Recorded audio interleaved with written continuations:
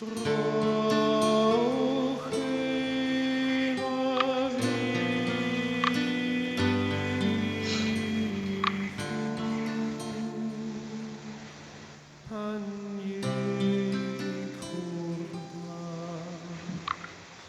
pretty cool.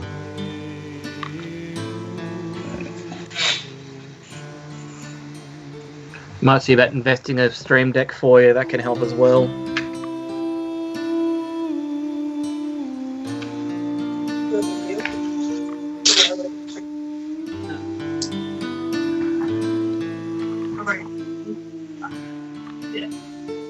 We're gonna kill my video because my phone's gonna die.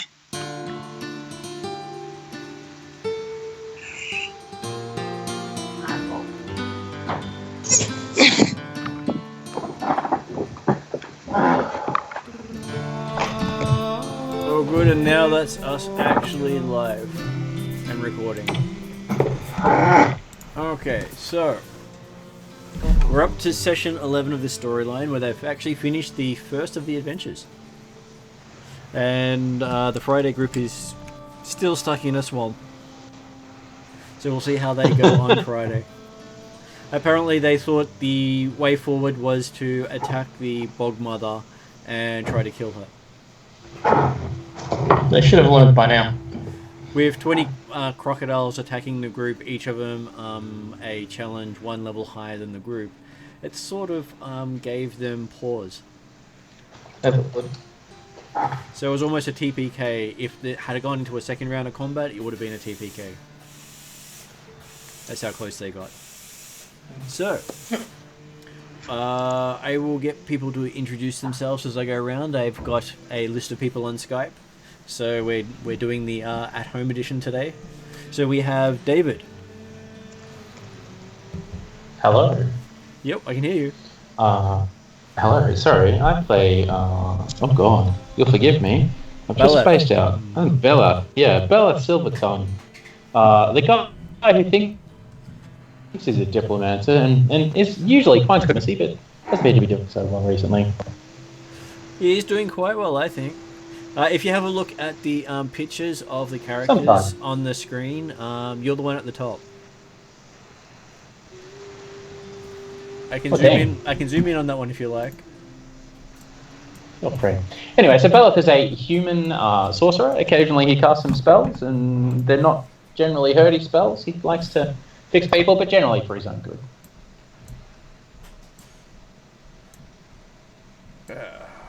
I love tools that make it easier for you to actually make things work properly. Okay, Doesn't so appear to, right? next person up is Ethan. Alright, I'm playing Dane Steelfire, who is a Dwarf Ranger. And just, he just kind of mainly sits out of combat and just snipes people with the longbow. And and sends his little puppy Kobold in to sometimes do damage, but mainly just to make sure he doesn't die. well, he technically is a puppy. He's not that big. It's true. And next person up we have is Jeremy. Greetings. Yes. This evening playing Cordar, a half-elven fighter, resident of Sandpoint, trying to live up to the name of a hero that people claim he should be. I'm sure he will live up to that well. Then we have Mark. Greetings to the bride. I'm a halfling detective of great renown, but supposedly not around here. Well, you are of high renown in the Pathfinder Society. You are the exploder of kitchens. Yes. The That's remover my of eyebrows. great name that I have. I'm here to keep everyone honest. And then we have Shadow. I'm Shadow playing Reaper's Keep, the rat folk detective, rogue, former lawyer. I haven't played many sessions so far, so I think it's about my second one playing as this character, so I'm a bit behind everyone else. That's okay. Everyone's at the same level. Mm-hmm. So you will level with everyone as they go. All good. Okay. Next person up is Susie. I am playing Nexa, a half-orc human. And I'm from... Where am I from? There you go. You are from Corvosa. I'm from Corvosa, and I am quite happy to no longer be the leader of the party. So, amusingly, on one of my other pages, I actually have all the characters. Yep, got that up. And let me see, I must still be working on that page, so I will save it and then refresh it.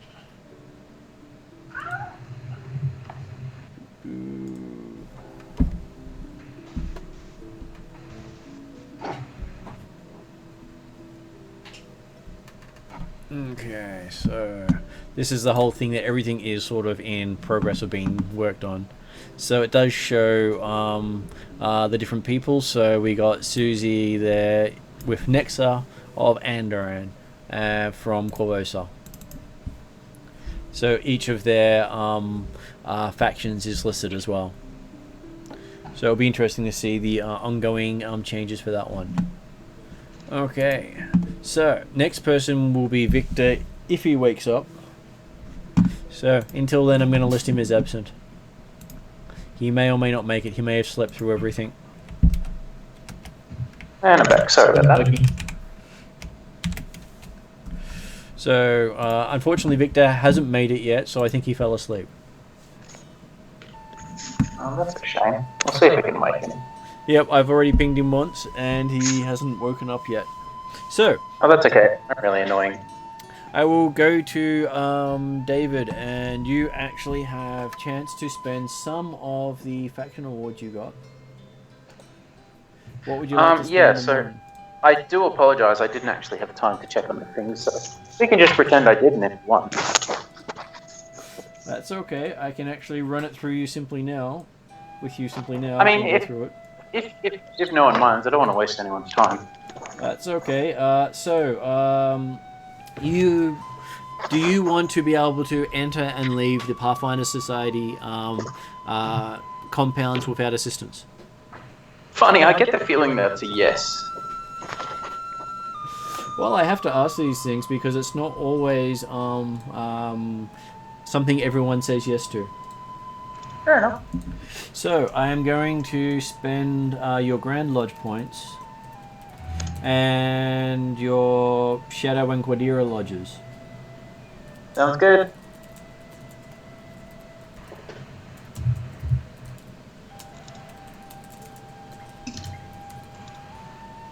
You get a Wayfinder and bond it. And do you want to be able to travel to your home city? Oh, hell yes.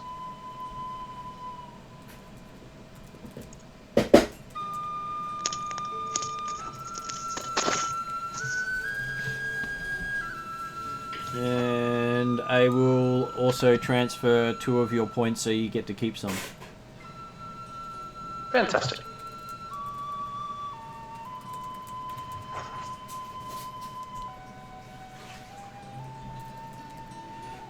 Well, otherwise you'd have to pretty much burn all the remaining points without getting anything for it. Yeah, no, I don't need that in my life. Okay, so that will be you sorted out with points. Thank you. Next person up on my list of people is Dane. So, does Dane want assistance in spending his points, or would he pretty much like to do roughly the same thing?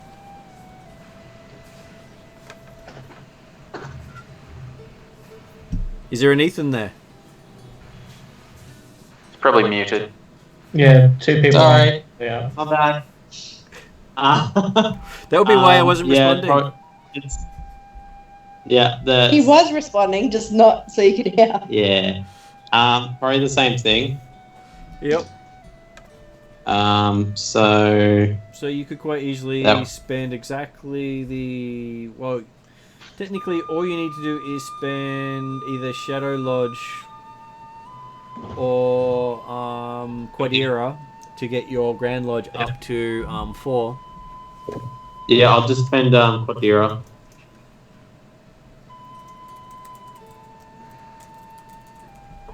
And that basically does the quick paperwork for you. Yep. And then 2 points from your Lantern Lodge. Yep.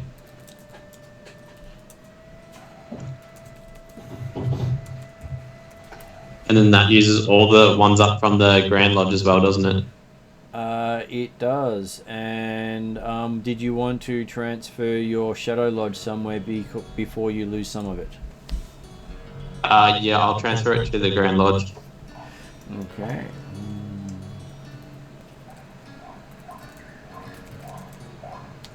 You want to go up in Grand London, or do you want to do that? I did. Okay, so that brings me to the next person, being Jeremy. What would Jeremy like to do with Cordar? Is that the Wayfinder? I did send you an email of what I thought I could try and go for. Yep. The idea of effectively getting the bonded Wayfinder linked to Sandpoint, and then trading the other stuff into Grand Lodge and purchasing the fortifying stone to add to join to my shield. Yep, you should be able to do that, no problem. And then I was left with about 2, I think, Grand Lodge action points and nothing else. I think off the top of my head or something. Yep. So, I just say to check my email for the rest of that one. And I will say that's all good. Next person up is Pimwinkle. What would Pimwinkle like to do? Yes. Now, I want to check with you on this one. With the language training, what's the cost of that? With the which training? Language training. Language training, it should be listed on there. And what languages they do. Let me have a Well, look. it says special, doesn't say any points. So can I just... Is it just a 1 point per language, or...? Okay, so, these Purely ones... the shadow one I'm looking at mainly, so... Okay, I did list at one point where I was doing languages. Language training. So common languages are 8 points, uncommon languages 16 points. Half is if your faction is teaching it. I did have a general one which was hidden up higher. Yeah, higher. Okay. So it basically said how much it cost for everyone. Okay, because I can't do my Red Mantis thing because I'm not level 2. Is that correct? That We is discussed correct. it. You can't buy a feat until you're of an appropriate level to get that feat. Okay, because that one comes. So, can I use 5 to gain a promotion? So you want to reduce your society standing to buy a promotion? Because I've got 7. This one here means that this one comes from. Let me go over to the right page. Okay, so here is your actual Pathfinder Society standing. Yeah. That's what you can spend to gain a promotion. And if that reduces to 0, all your Pathfinder internal factions have to be 0. Point taken. That's where the extra purchases come in. Well, I can't really do too much because I want to keep the 7 in shadow because You have a maximum of 5. 5. And I can't spend anything in shadow at all, can I? Yeah, because it's not. I'm at level 2. Yeah, they don't have a huge amount of stuff there. No, because I've already got undercommon already, you know. Look, I might be able to spend. You can transfer 3 to a faction that's not your main faction, as long as it comes from the same lodge. So you can take 3 from Shadow Lodge and add 1 to any other lodge, and then buy your stuff that way. Which means that because you need to get 1 for the Grand Lodge anyway, you could take 3 from Shadow. And put 1 in Grand Lodge, 1 in Lantern to get my home and my Wayfinder. So it makes it go back up to 2 for both of those. So you take 3 from Shadow Lodge to give 1 to Grand Lodge. Oh, that's how it works. Oh, okay. It's a 3 for 1 if it's not your own faction. If you want to transfer something to Shadow Lodge, it's 2 for 1. Okay, I'll just do 1 to Grand Lodge. I'll do 3 to Grand Lodge, or 3 to 1. I'll get my Wayfinder and my other one to give me 1 for those two, and my Shadow will be down to 4 now. And that'll be it. And you get the Lantern Lodge home? I get the Lantern Lodge home as well as the Wayfinder. Okay. Okay, and what was that? Yeah. Is it coffee's going early? Is what you said? Oh. Sorry, just had Ariadna in the background asking me Yeah, something. that's nice. I asked for takeaway coffees, but it didn't work out. No, you didn't get the takeaway coffee because you didn't come here to pick it up. Don't. Okay, so I've worked out with Shadow. I'll have some stuff sorted out for him because he hasn't been there for all the games. And Susie, what did you decide you wanted? So I traded in 3 from Quadira and Shadow Lodge to boost my Grand Lodge to 4. Which I then spent on the Wayfinder and the Binding. And I also spent 2 in the Lantern Lodge to get the Rune Gate. Yep. The other thing I wasn't sure about, I was just looking at the Silver Crusade. Yep. What is the Lastful Night feat? Okay, so Silver Crusade. Which bit? This one here? So the Last World Night feats? Yes. Okay, so once your character gets to level 2, you can start buying extra feats that get added to your character on top of feats you get normally. Okay, so we can't do that yet. Alright, then that is probably all I wanted to do. So there is a lot of low to end game content just in the Renown that you can buy. Including interesting things such as one of the most interesting ones I came across was this one here. Cost you 80 renown points. Imagine how much you'll be playing the game to get to 80 renown points. And if you use the final blade of Galt, the person you kill with it can't be brought back by any means, including a wish. That's a permadeath. Permadeath, yeah. Did that come Shadow Lodge thing or not? That is from Andoran. Yeah, because the Shadow Lodge has got one. If I die and fail on a mission due to death, they can track my body down and restore me back to life with all the equipment. Mm-hmm. I like that one. I'm going to die a lot. Hey, Man, with the Land Lodge, it says special language training in Elven and Tian. Is that just when we normally do the language training, like when we do that for the week sort of thing in the downtime activities? So what I'm going to do is set each of these things that you buy, taking 2 days for every point you spend. So the thing with the language training is that it gives you, like, you've got to spend the week or whatever to train it, but going through the lodge gives you the access to that language to learn it. It's basically giving you a teacher. So it halves the time by going through the lodge. So, yeah. Or if it's a language that doesn't come from the lodge, then it might be coming from a different one. So, but yeah. Okay, so everyone has got their things. They will also have a few extra starting stuff. So, who have we got? We have a bunch of factions. Just checking on Victor to see if he's woken up yet. Apparently not. Okay. So, did we have anyone from Andoran? Wait, me? Yeah, we have someone from Andoran. Okay, as a parting gift from them, they give you 2 gold. They give me 2 gold? Yep. As a that's your sign-on bonus. Gold.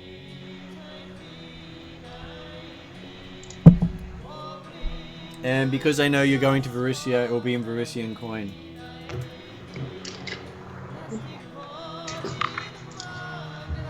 Okay. Well, I guess at least they're not. You guess? At least they're not jet. They're not saying that. Okay, so I believe David's the only Cheliax person. That's correct, yeah. Okay, so they give you 5 gold, but in Cheliax coin, That's okay. which means not everyone will accept it. Yeah, I don't think that many people would accept it, but that's okay. Well, it'll be quite happily accepted in Corvosa. Probably. That is correct. Most of them will accept it because it is the coin of the realm. Okay, so who's in the Grand Lodge? Myself and Kangasero, I believe. Okay, so they in the Grand Lodge they give you a 5 provisions. That'll be useful in any language. Okay, so next one up is the Lantern Lodge. So that would be Dane, I believe. Yep. Okay, so for you, they give you a nice silk kimono. Victor's awake. Oh, I'm sure he'll join in eventually. Isn't that a dress? And then the Assyrian is next, and that is Reaper Skeet. He gets given a scroll case. Ooh. Nothing in the scroll case, but it is a nice scroll case. Ooh. Invisible scroll. Ooh. I don't think we have anyone from Quadira. Nope. I don't think we have anyone from Skazi. Nope.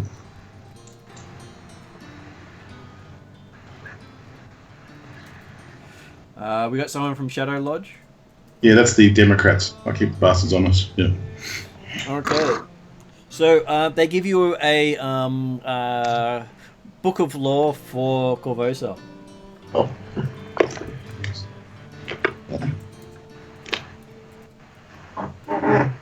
Because they know you come from one of the cities nearby, and they basically thought it would help. And no one comes from the Silver Crusade, and no one comes from Taldor.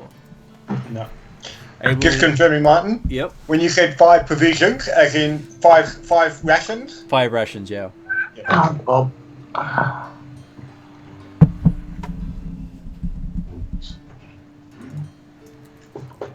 Should get it right. Okay, I'll just connect Victor in. Oh, he's not awake. He's not online yet. He'll get there. Okay. He said he's waking up. Okay, so you've all been gathered together, being told that you have completed your training. I was going to find the relevant book for tonight, which I put down somewhere useful. You're sitting on it. Almost. My computer was. So, this is what you're doing tonight. Doomsday. Not something to make you feel, great about where you're going. Did that say Doomsday something? Doomsday Dawn. It is the Pathfinder 2 playtest adventure. Cool. Because I grabbed absolutely every module that was set in Varisia, and I've taken it into the storyline. So I guess that means it's a red sun at morning. Red sky at night, sailor's delight. That's right. Red sky at morning, sailor's warning. Sailor's warning. No, Okay. my experience is the red sky at night, something's burning.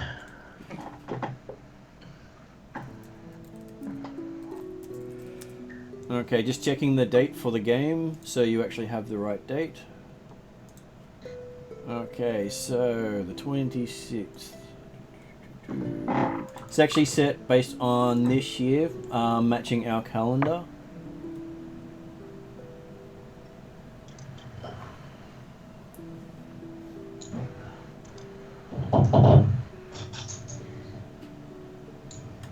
Okay, so that would make the...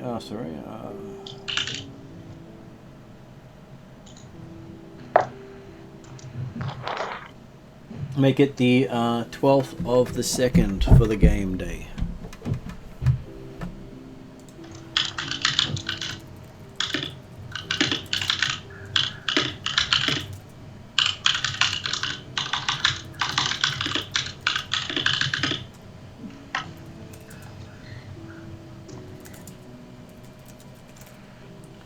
And the year is 4708 AR.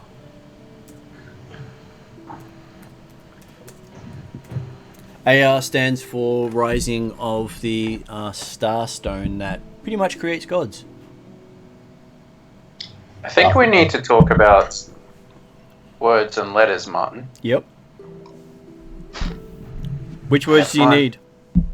No, never mind. Carry on. I'm happy.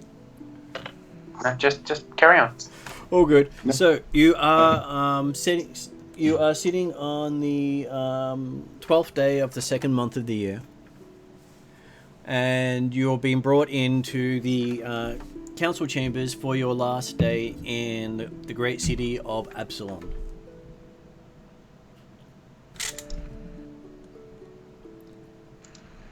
And pretty much you've been told to gather up all your gear. No, Okay. I don't have any gear, so we're all good. Oh, if it's got minimal. We have gear. I've got on my website here, so there's things like Tanglefoot bags, Thunderstones, potions. There's an arcane spellbook there too, by the way. So yeah. But anyway, it's all on the website, guys. If you want to take anything, put it into your inventory. Martin's nicely done that. And also, you've got a bit of money that potentially that in Absalom coins that you might want to spend before you left. Well, Epsilon coins will spend anywhere. That's the one Oh, coin do that? everyone Okay, accepts. marvellous. So it's worth more than every other coin because it doesn't change down when you change into other coins. If you want to put coins into Epsilon coins, it generally costs you more than it would normally because they're the hardest coins to get. It's pretty much the world's base. That makes sense. All good. Okay, so I've got Victor online, so I'm going to add him into the call now.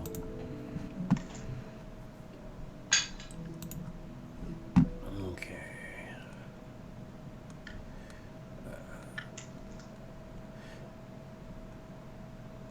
Yeah, we'll get to him eventually when I can find him in my list. There he is. Should be the last person, hopefully, popping in. Yep.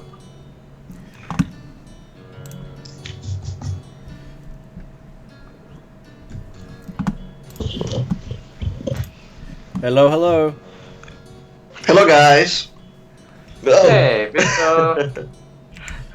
Apparently your character slept in. Yeah. That's okay. Okay, so you are in the Grand Chamber of the Grand Lodge of Absalom.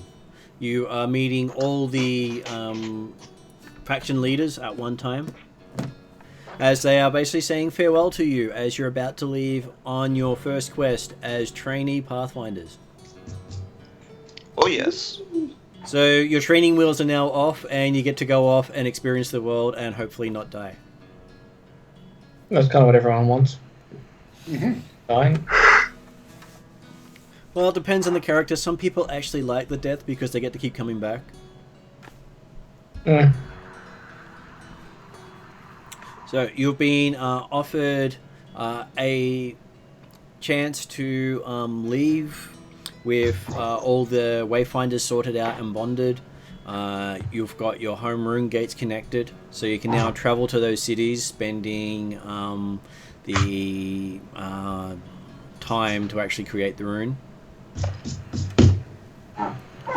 But at this stage, you only know how to get to your rune gate.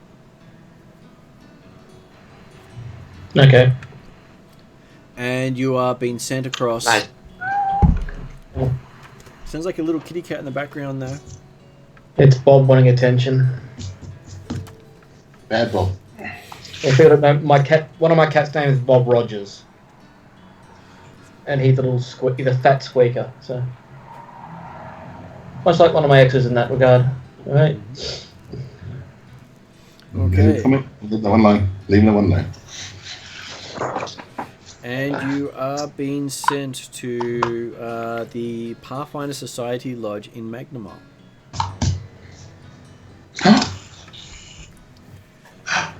You pimp gets all excited.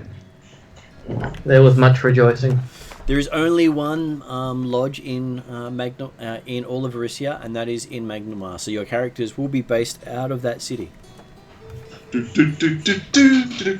Sorry. Wow. Though Pimwinkle has been banned from cooking within the compounds. Understandable. What? I was about to say, so we have a local guide, one the locals know about. They do know about him, Oh yes, they know about me. but he's never been in the compound before. Nope, no, wasn't allowed. Okay, so you do get to use the rune gate with one of the masters taking you through to Magnamar. Actually, it was looking up the name of the person who ran the lodge because I technically had it nearby. But finding it is always great when you can't remember which reference you're supposed to be looking at. Too many references makes it hard. See if we can find something. No. So to give you an idea of what Magnamar looks like, that beautiful. is Magnamar. Okay. So Canal City.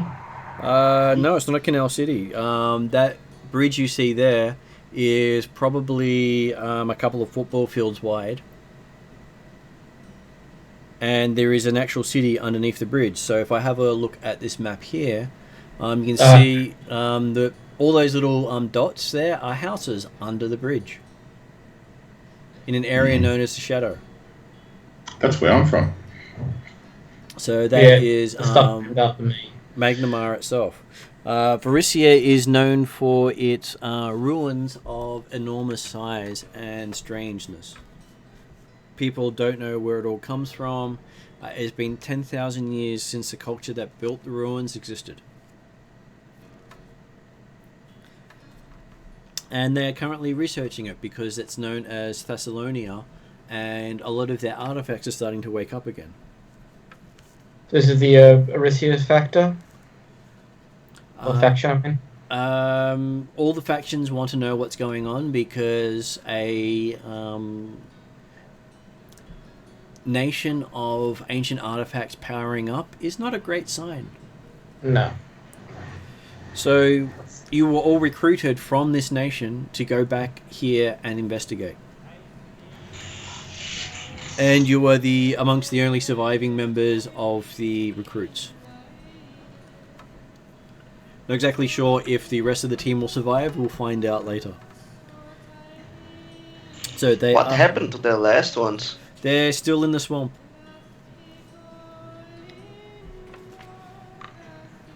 They are quite a bit behind you guys. Okay. Oh yes.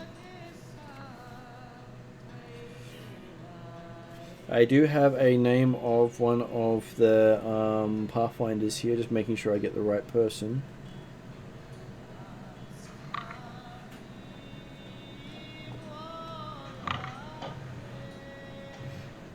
Okay, so you are being escorted to the city by Canadian Hindmarch,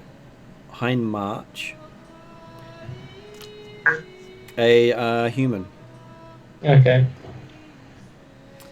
He looks Varisian. Very gypsy-like. And he is the venture captain of, the venture captain of Varisia. So he's escorting us through the portal to the new location. Is that right? He's escorting you to his townhouse in Magnamar, which is the lodge of Varisia. Okay. Can I ask him, has anything changed over the time I've been away in Magnamar at all? He says, yes, it's been more peaceful. Less explosions. Look, there's only one thing, and I didn't do it down here. You get a reputation, it just goes too far. He can't stop Your laughing when you do that. reputation clearly precedes you. This is I thought at least have a bit more respect in my own hometown. But anyway, that's all It good. says you do. I'm escorting you home. I came to get you personally. Didn't want you to get lost on the way. Oh. I was only going to say hi to my mum and sister, but that's okay. Okay, so when everyone's ready, Ready. they take you into one of their locked vaults that you don't normally get to go into, and you see him start to draw out some runes on the floor of his wayfinder.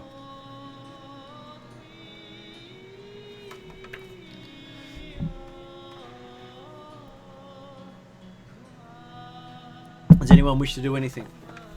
Yeah, examine the runes and try and commit them to memory. Okay, give me an intelligence check.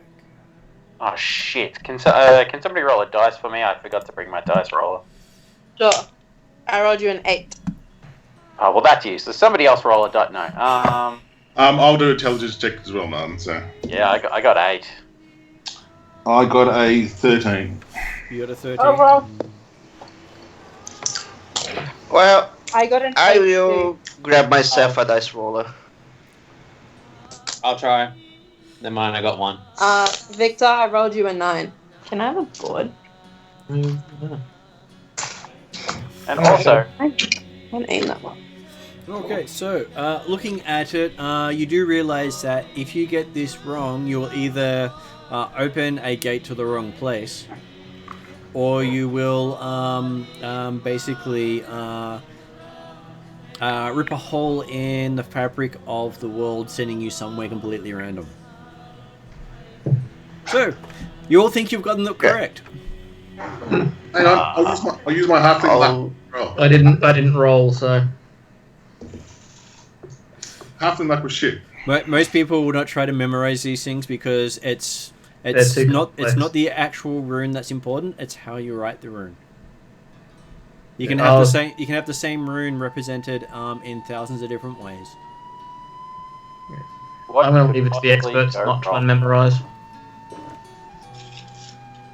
It is one of the warnings they At that have point, is Belek that realized that arcane magic was not for him.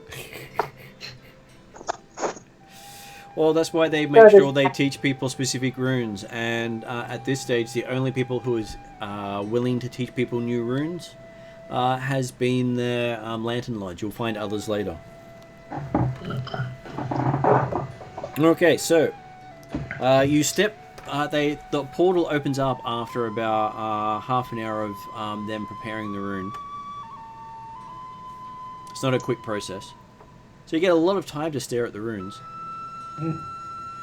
I'll pull out a pastry and start eating. Where did you get the pastry from? Don't ask. He never cooks them. It's one of the only half-cooked ones from the ship ages ago. Oh god, are you still carrying those around? It's only been 2 weeks. I'm sure it I hasn't grown sentience yet. Excuse me, you're in my hometown now, so have me some more respect. I found a place that they're allowed to cook. I didn't blow up the kitchen. They're good now, okay? Settle down, you guys. No.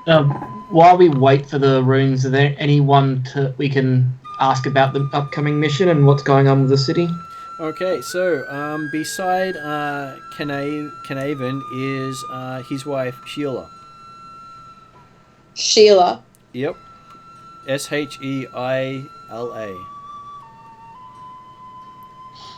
Sheila. She says, "What do you wish to know?" How long ago did the artifact start waking up? Probably about 4 years ago, and it took us a while to gather people to come and assist. And Apparently, what numbers have been found so far? And what types of artifact? As in humanoid, weapon platform, anything like that? mainly the stone obelisks all over the country are starting to light up. Okay. But no humanoid-looking things or... No machines of war. Yeah. But who knows? The ancients were known for building huge structures, such as the bridge that we build our city around. And each of the main settlements of Varisia is built around an ancient wonder from Thessalonia. Okay. Including Riddleport, which itself has a gate over the top of it. Well, Riddleport's my hometown. Which I'm showing on the screen there. Yeah, can see. That gate over the harbour is called a rune gate. And no one knows how it works. And apparently it's a circle.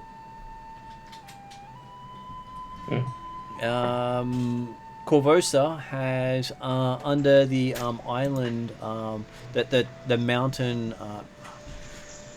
the castle on top of the hill is another structure. Okay. But no one really knows what that one's for. And they're the three main cities. But there's a whole bunch of other cities wherever I put those. Yeah, I'll just leave it on this one. So this is where you're going. Okay, so we're looking for people to start off investigating. I did turn it off. It's on. I don't know why it's on. And I don't know why the remote was over there because I had it here.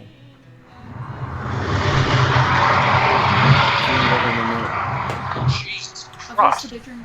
Okay. This wasn't me this time. Yeah. Sorry, that's that one there. I'm pretty sure Martin just summoned a wind elemental. Apparently I did. Okay, so you are. If you have no more questions, they're happy to lead you through to Magnamar. No, I'm right on questions, so... Is there a specific artifact that we should be looking to? Or just... Well, your Pathfinders, you're to document and record everything you find. And basically, by recording and passing on knowledge, if you were to say die in the field, then the person who comes next will have something to help, hopefully not die. Oh, where's the location where we're beginning our investigation? In the city or outside the city? They'll let you know when you get there. Okay. And then you hear a nice big ripping sound as the world rips asunder as they create a portal.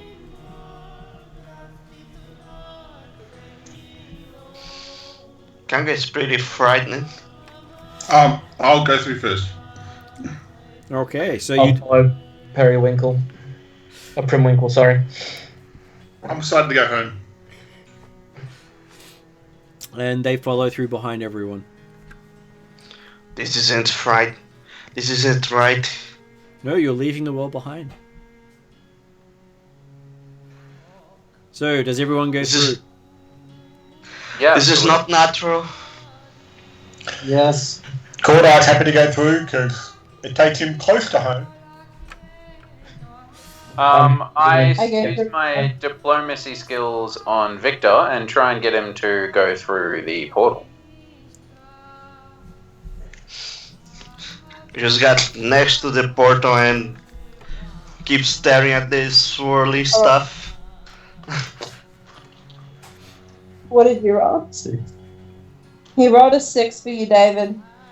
No, it's alright. I already rolled it. Thanks for your crappy Oh. roll, but I'll take my 17. I think you're definitely going into the portal there. Okay, I got in. Okay. And as the last of you step through and the two Pathfinders follow you, the portal closes behind and you find yourself in what appears to be a painting. And then everything looks painted, or we all look Everything looks like it's been done with brush strokes, and it's very much two-dimensional. But it's very likely travel between Escadar and back to Absalom. It looks identical to that. Yep. And you see that Canavin. I hate it when they have really interesting names. It's Canayven. So I'll mangle his name more later. Uses his Wayfinder to traverse the landscape. Yeah, I just follow him.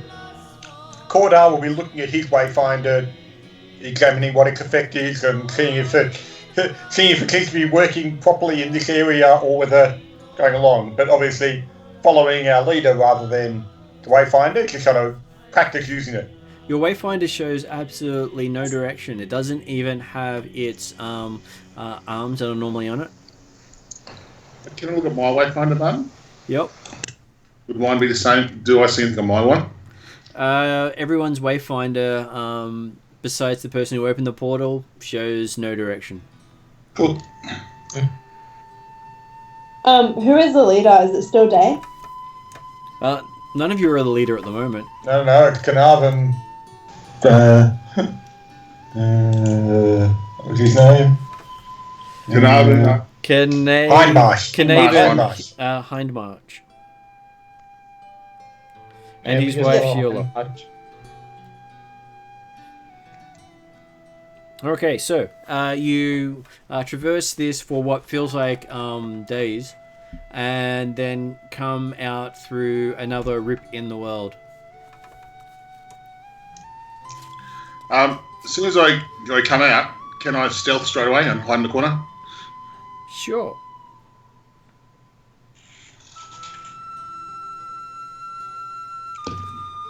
Give me a stealth roll. That's only a 10. Okay, so everyone watches as Pinwinkle tiptoes over to a corner and pretends to hide by staring into the corner. I'm practicing, guys. I'm level 1, okay? Just ease up. Well, most people will see a DC 10. I know, I understand. That was a pretty bad roll. Okay, so looking around, you find yourself in a modest-looking house with basically one room with 4 doors off each compass point. Sitting around the room are benches and basically scenes depicting various nations around the world. On one of the walls is a landscape of Tien. One is a landscape of the Assyrian desert. Another is the Mugwapi swamps. And the last one is a view of the world wound way to the north. So interesting different art on each of the walls. And there's also lots of books around the room as well. Well, I ask our host, the guide we had before Hindmarch, if this is his residence or part of the lodge. It says the lodge is his residence. He is the person in charge. And he is also the owner of the residence. Okay. I'd like to go up to one book and see what it says. Okay. You pick up you just go to any book? Any book. Okay. There is a book on extraplanar beings. Ooh. And how to contact them. Cool. I start reading while they're discussing stuff with him. Okay, give me a will saving throw. Yeah, I knew this was going to happen. Why didn't I not think of this? Oh well. Here we go. Natural 20. 27. Okay. So, looking at it, you find yourself talking to the book, and the book talking back. Oh.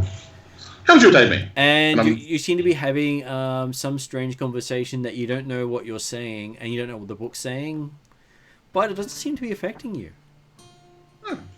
But you do notice that around you the carpet seems to blacken and burn.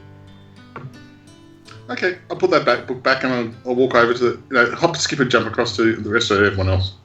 When Cordar notices any slight showering going around, he'll walk over and slap the book out of his hands. Yeah, Sheila turns to you and says, you should be careful what you read. Not everything here is meant for common reading. Oh, okay. Sorry about that. Didn't know. If you're looking for cooking books, they should be in the kitchen. He's not allowed in the kitchen. Which way's the kitchen? Oh, so he's the one who blew up the kitchens, is he? That's what they claim, yes. And I look at everyone else and just go, the little thing to my mouth going, shh. So which way's the kitchen again? Can blow up the kitchen. No, I don't think we have a budget to replace this kitchen, she says, looking off to the side. Okay. I feel sad and I mope. Says we do have 2 other people staying here as well. We have Alma Goragal, a wizard from Chelish, and Judric Hemerl, a barbarian from the north. Are they helping with the investigation or just lodges? Oh, they're working out of the lodge at this stage. So if you have questions, you can always ask them. Though don't always expect them to answer answer in a way that you'll understand. What was their name? Almya for the wizard.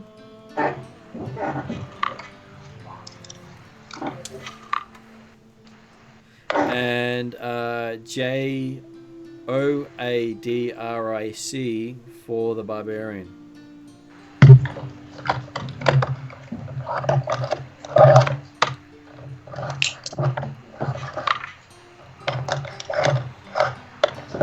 Okay, so the High Marchers also say that there are various animals roaming their compound. Please do not kill them. They went to a lot of effort to obtain them. Are they dangerous in any other way? Should they be avoided? Some of them should be avoided, but use your common sense. If they attack you, you don't have to kill them. You know, killing is basically for the riffraff, not for Pathfinders. We observe, examine, learn. Kill as a last resort.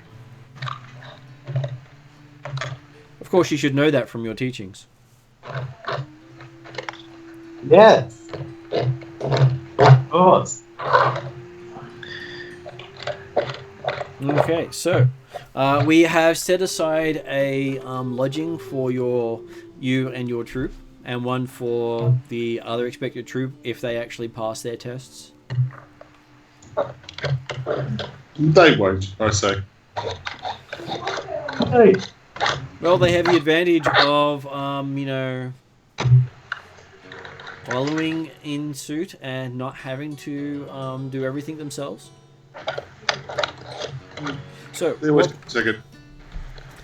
what I have in store for you guys today is a chance to help one of the locals who has had some problems. What are the problems? She apparently lost something of value. And as you've got 2 detectives amongst you, that should make it so much easier to find things that have been misplaced. In theory, yes. I high-five the other detective.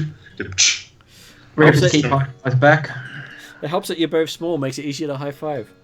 That it does. Very true. So I am going to give you an address of a scholar by the name of Kalari Deverin. And she will basically lay out her issues, and if you can solve her problem, then we'll be able to start expanding our lodge here with the funding she promised to provide. Okay. It helps to look after the nobles' needs because we are basically a local charity. They pay us, we preserve and gain knowledge. We don't always tell them what we find, but Excuse me. If I could fund my own kitchen, would that be allowed here? If you could fund your own kitchen, you could do that in a building outside of our compound with less risk for us going boom. Okay, I thought I'd try. We have no problems with you funding your own kitchen. I'm also on the hunt, Martin, for somewhere close by that I can rent out. You could always blow up your mother's kitchen. I was just suggesting that, yes. My mother doesn't want me in the kitchen either. Underworlds, bro.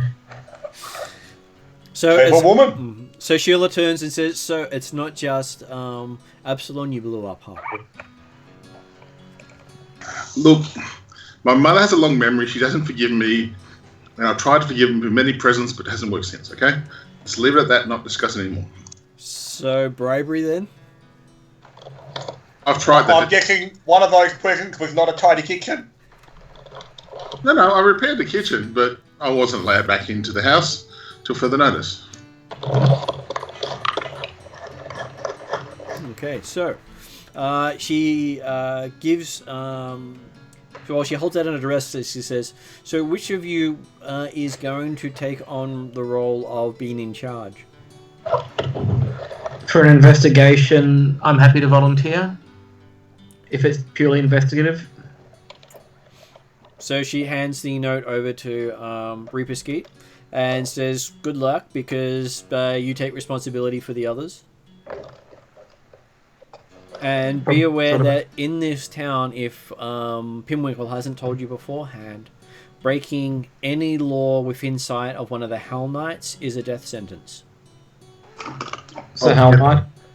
The Hell Knights are the self-appointed police of the city, walking around in plate armor and who worship the devils of the Chaliax religion.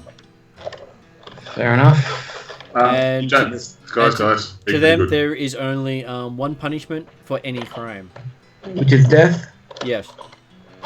And I take it that's every using my lawyer background, I try and surmise it's any slight infraction you get caught for, like littering, jaywalking, whatever the equivalent is. Yep. That anything that's considered a crime, that they consider a crime, they will execute you for. It's hard to actually get out from them exactly what they consider a crime sometimes, because they are a bit crazy, devil worshipping and everything. Yeah.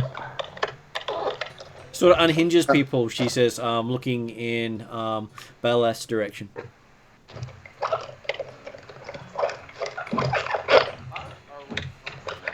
Does Baleth agree on her direction on those who worship devils?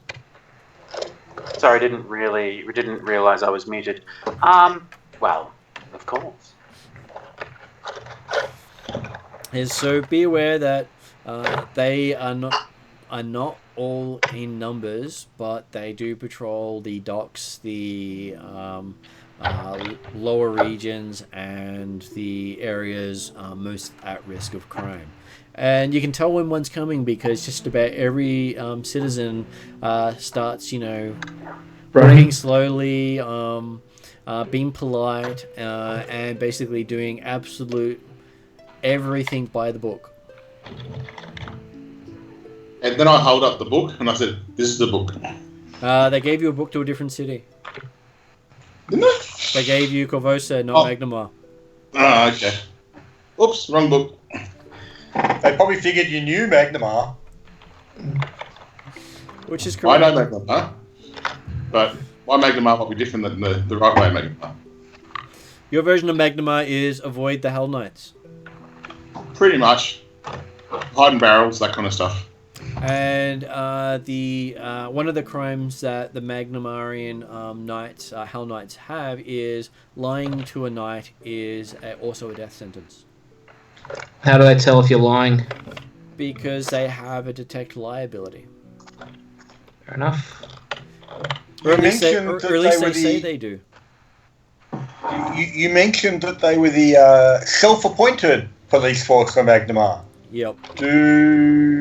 Are there others who may be in a similar position but might have been appointed by local authority? Oh, there are the local constabulary, and as long as the Hell Knight hasn't seen you commit the crime and they've arrested you, you'll basically be taken to a court and given due process, where as long as you're not accused of a crime by a noble and you're not a noble, you'll be treated fairly.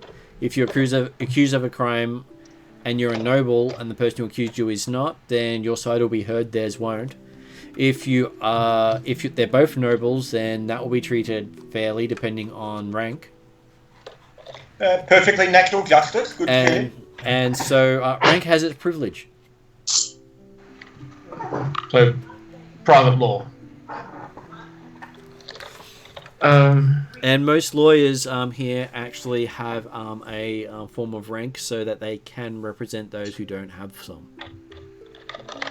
And being an ex-lawyer from the outside, I wouldn't have any rank, would I? No, you actually have no standing in this city. Yeah, that's all good. Just wanted to make sure. But were you to go to Riddleport, you'd know exactly who to talk to get them out of trouble. That I would. Okay, most people seem to be muted, but everyone's fine for proceeding to the address we were given, or do we want to investigate a little more? Mark, what's my standing in the city at the moment? Did I leave on a good term or not? I can't remember. That's up to you. Okay. I'm assuming I left on a good term. But... Do you leave anywhere on good terms? Did we leave anywhere in one piece? I'm sure they celebrated his leaving. I'm fine. Anyway, so this place we're going, the address we've got, do I know that area well? Yes, it is one of the aristocrat areas, one of the places you could never get into because you were never dressed properly. Okay. How are we looking dress-wise? Look at everyone here right now. Are we good enough to go into that area or not? Does everyone have decent clothes, or do you just have explorer's robes? I'll have a thieves kit. What sort of clothes are you looking for there, Martin? I'm looking for something above. Let me have a look. Oh. As in like formal clothes or exploring clothes? It's as in my kimono. Give me a sec. I'll just bring it up so I can actually say and give you the correct thing. So they're looking for basically fine clothing. Yeah. Oh yeah, I'm good. Okay, so he's. We bought some for the ball last time. Yeah, we did. I'll need to redo mine because I did have a few issues with my clothes from the ball, if you remember rightly. You mean you got a little too drunk? Yeah, it's true. Yeah, we had to burn it. It was a bit too on the sneaky side. So I think I'll definitely need to get some new clothes. Does anyone else need to? Can we ask our hosts or the Hinder Marchers if they have anything they can provide, or if they can give us a writ of passage?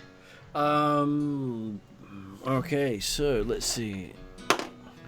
They don't actually have an ability to give you writ of passage to that location, but they can say if you are unable to dress the part, you can sneak your way there. No, I'm going to do the right thing. I'm going to get some new clothes from a nice clothes shop, just on the outside. I just want to know if anyone wants to join me. I'll join you. I think my clothes should be okay, but it's best to go in full attire. Yeah, we're going to go full dapper. Yeah, okay. Dapper rat. Dapper rat, yep. Okay, so you'll be able to head down to one of the markets you know well, Mark. It's not really nearby. It'll take you about an hour to get there.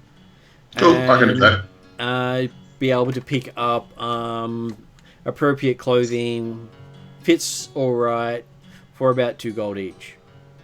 Okay. I can cover both of us if you would like. Yeah, okay. Cool, that's 4 gold. Cool. Thank you. Need to pay too. Kanga is probably wearing. Can I get a little bow tie with that, Martin? Is that alright? What was that, Victor? You're a bit quiet in the background.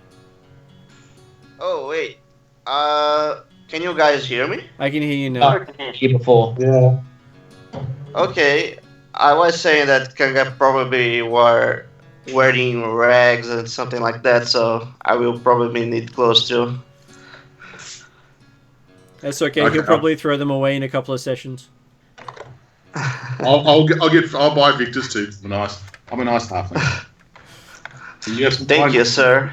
Well, it may not be necessary for everyone to go to the nobles' quarters. Well, what do you suggest? Well, us three are definitely going to get dressed up and go. So whether you don't want to come, it's up to you. Oh, no. I'm more than happy to attend. It was more the idea of that if we are going to the noblewoman's house to offer assistance, potentially not everyone would make the best impression. Well, you don't want to leave me on this city. Sheila suggests you take all your gear with you because she cannot guarantee that you won't be needed straight away.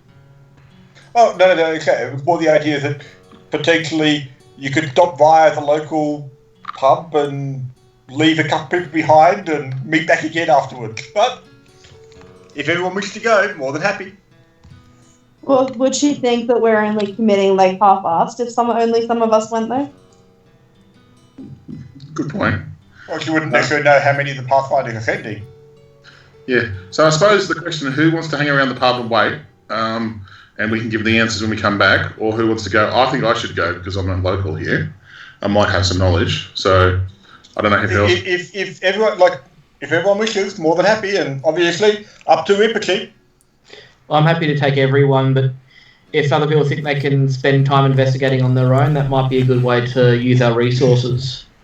Asking around the local, see what's changed, especially with the artifacts, and any other background knowledge to find on the noblewoman we're meant to be helping, especially any potential rivals or anyone that could have stolen the item that she claims is lost. Considering she hasn't told you yet, you're not really sure what the item is. Yeah, but it's just if anyone wants to do background research on the city and the pubs, I'm happy to let them go. I'm more than happy to take Primwinkle and Victor along as a introductory group, just saying that we're just the ones who have come along to get the information off the bat and start it all up. If everyone else come along, that's fine. It all depends on what the party wants. I agree. More than Victor? I'm keeping calm. Okay. I agree. Yeah. Seems like everybody. Alright, so we'll... everyone else is going to get prepared for better clothing and stuff to... I'll come investigate too, because I've still got fine clothing. Yeah, me too. Martin, will we need to conceal our weapons or anything, or items, or is it all fine to carry our adventuring gear along with our fine clothes? Well, if say you had a horse and you put them all on a horse, you'd be fine. But carrying weapons openly in a city is not great. I meant more carrying them on us, not in preparation, just carrying the gear. Some weapons are a little obvious, if anyone is talking about bows or axes or swords, they sort of stand out. But if you had them on a horse or something like that, then it would be like it's not on your body. It's easy to get to, but you're not particularly carrying it through the streets. Should we ask Hindermarch if they have a horse they can lend? They are happy to lend a horse. Even a couple of horses. Everyone's fine to stow their gear on the horse or the horses. Yeah, I've got sleeves for my rapier and my dagger, so I'm okay. So. Or same, got the thief gear to conceal the weapons. Well, mine is a little bit hard to conceal because it's Atlantis. Yeah, so you want to put that on a horse.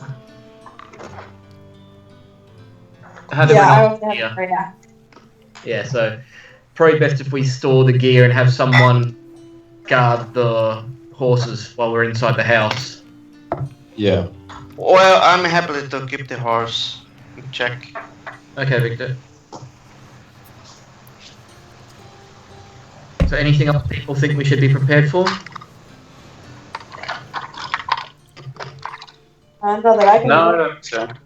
All right. So everyone's happy if we proceed off to the noblewoman's estate or house or her property?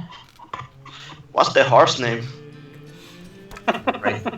He looks at the horse and goes, "Well, this one came from a former adventurer. He never told us his name. So it's a horse with no name. Horse with no name. Well, he has a name. He just hasn't been told it. Though you have a druid amongst you, I'm sure he could talk to it and ask it what its name is." Susan. All right. Respect its wishes. And horses have a way of letting you know if they don't like what you've called them. Does it matter if the horse has a name or not? It does to Victor. It does for me. Yeah, that's fine. Sheila doesn't care what you call the horse because she's not particularly a horse person. She prefers flying mounts. Fair enough. She loves being up in the clouds. So she says, "Name it what you wish." I'm sure my husband has more of an idea of naming horses, but not my thing. That's fair It's enough. fine. Call Bob. So Bob. Well, Bob's my cat's name. Yeah, call Bob. All right, it's Bob then. Bob. 2 B's. and just remember, because you call it Bob doesn't mean it's actually going to respond to you because it does have a name. Well, we're waiting for the druid to communicate with it. Who's our druid again? Sorry, that Victor or? That is Victor. Do you mind, Victor? You mind asking if you can ask a horse what they prefer to be called? Yeah, we'll do that on the way. All right. Everyone's ready for heading off to the noblewoman? That's good. Let's go do the thing. Okay, So, you want to lead us or guide us, Mark? are you on mute again, Mark? Marky's on mute.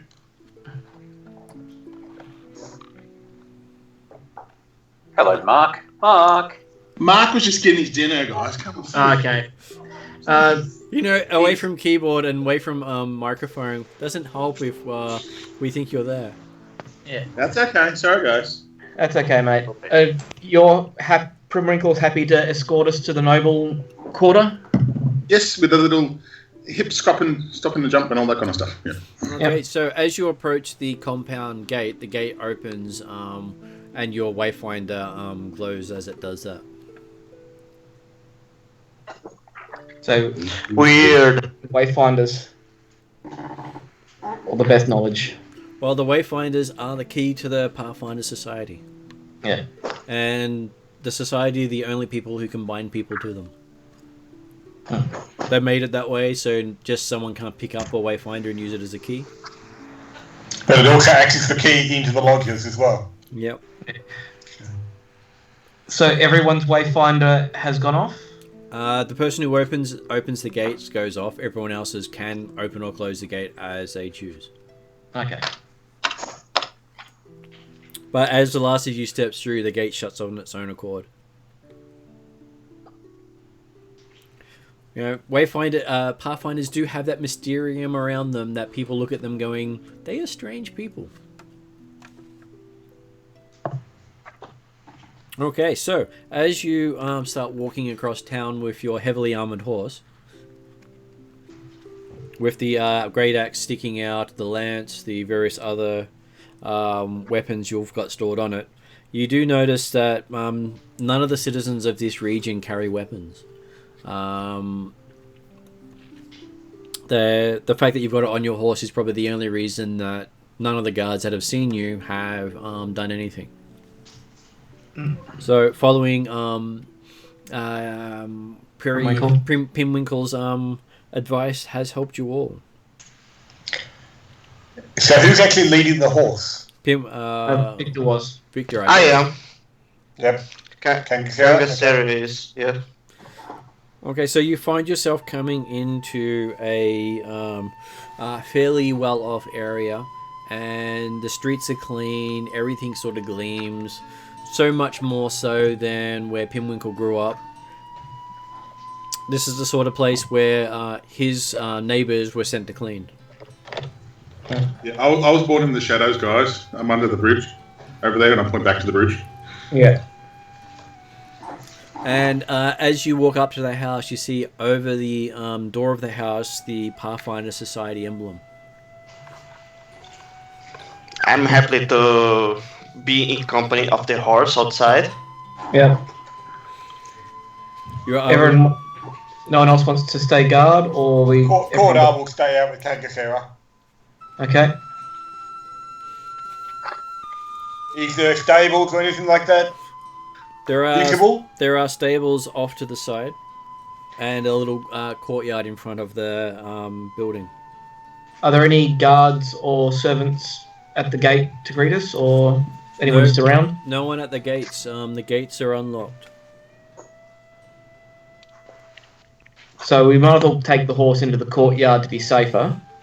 We'll take it into the courtyard, and Cordar and Kangasera will just take it off towards the stables, like off to that side of the courtyard. Yeah. If you're fine with that. Okay. Don't need to leave the horse alone. Yeah. Does any character have social etiquette? Yeah, no. However, I am trained diplomancer. I have social etiquette as a Pinwinkle does. Well, yeah, and you don't want to bring Kangasera inside, probably. Yeah. Well, basically just checking, so if you have to make diplomacy or etiquette checks, who's best equipped for that? Because I can't remember my etiquette stats. Etiquette probably somebody else. Diplomacy is what I'm primarily trained in. Yeah, because I've got +4 in diplomacy. Can't remember what etiquette is. Society. I'm +5 in society. I'm +5 society, so I think we're pretty much covered. Yeah. With the 2 thieves and investigators. So I knock on the door as the current team leader. Okay, you knock on the door. As you knock on the door, you feel your Wayfinder glow warm briefly, and the door opens. Okay, so. And you see coming towards you, rushing down the hall, surprised that the door opened, a red-haired woman. I actually have a picture. Yeah. So, I recommend everyone stand back and wait for it to arrive, so we don't look like we're invading. Sorry, I am trained in society as well. My apologies. That's okay, mate. But everyone agrees that we should leave the door open and stand in the courtyard to await who seems to be the lady of the house. I agree. Okay, so she rushes up and goes, "Oh, Pinwinkle and Reeperskeet, I believe. I've heard of your exploits." I bow in deference to her rank. I bow too, thank. Pleased to meet you, madam. Just come in. I was just preparing some pastries. Probably not a good idea, madam, but... Look, if you must, I won't say no. Yeah. I lead the group in if everyone's prepared.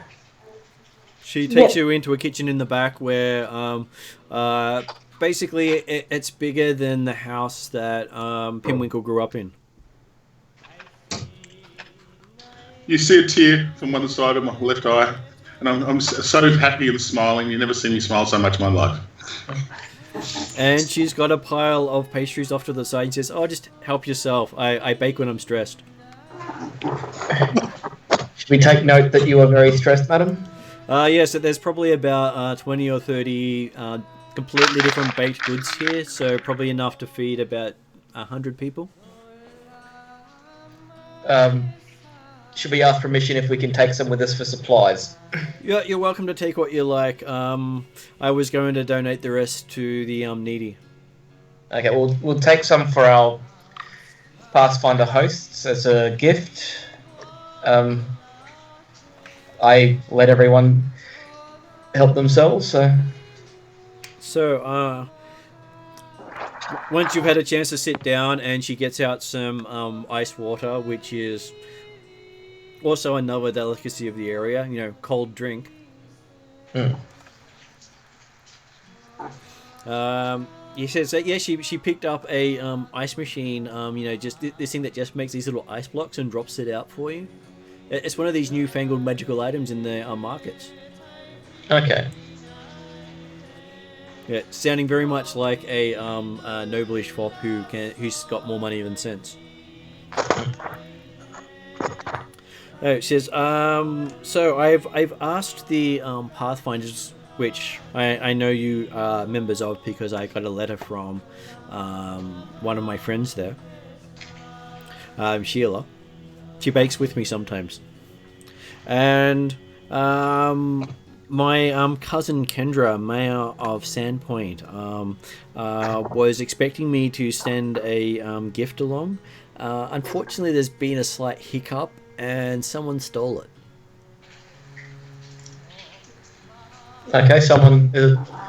should we inquire into the nature of the gift, size, and full details? Yes, she says it is the Star of Desna. It is a... Let's see if I've got a description of it for you.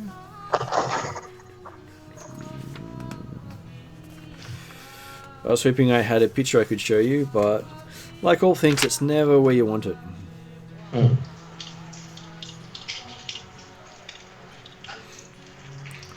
It is a family heirloom, and I'm going to send it to her cousin to help with a blessing of opening of a new cathedral. Okay. Can I turn to Primwinkle and do a bit of patois to see if he might suspect, or if he knows anything about the underworld societies here? Well, yep, go ahead. Yeah. Okay. So, because a detective and I've got underworld law, which was shit, I got a 9. I don't know too much just yet. I'll have to go talk to the local contacts first. You sure it was the Snazzy? They steal everything. Okay. But maybe you ask the madam, she might know more about who might have took this. Yeah. It says, when I entered the old vaults beneath this house to retrieve the star from storage, I found that the chamber was in disarray. Chests lay smashed about the room, shelves were knocked over, and the steel lockbox containing the star was missing. And there's a gaping hole in the center of the floor leading down into the sewers under the city. Plus little sewage stains in the shape of goblin footprints leading out of the hole. Hey guys, sorry, I'm not feeling the best, so I'm gonna clock off, but Susie will still be here. Okay. And I found a lone goblin left behind, and he basically wouldn't talk to her. Is he still in the building, or was he taken by the guards? No, he's been locked up. I'm not going to tell the guards that something got stolen from me. That'd just be scandalous.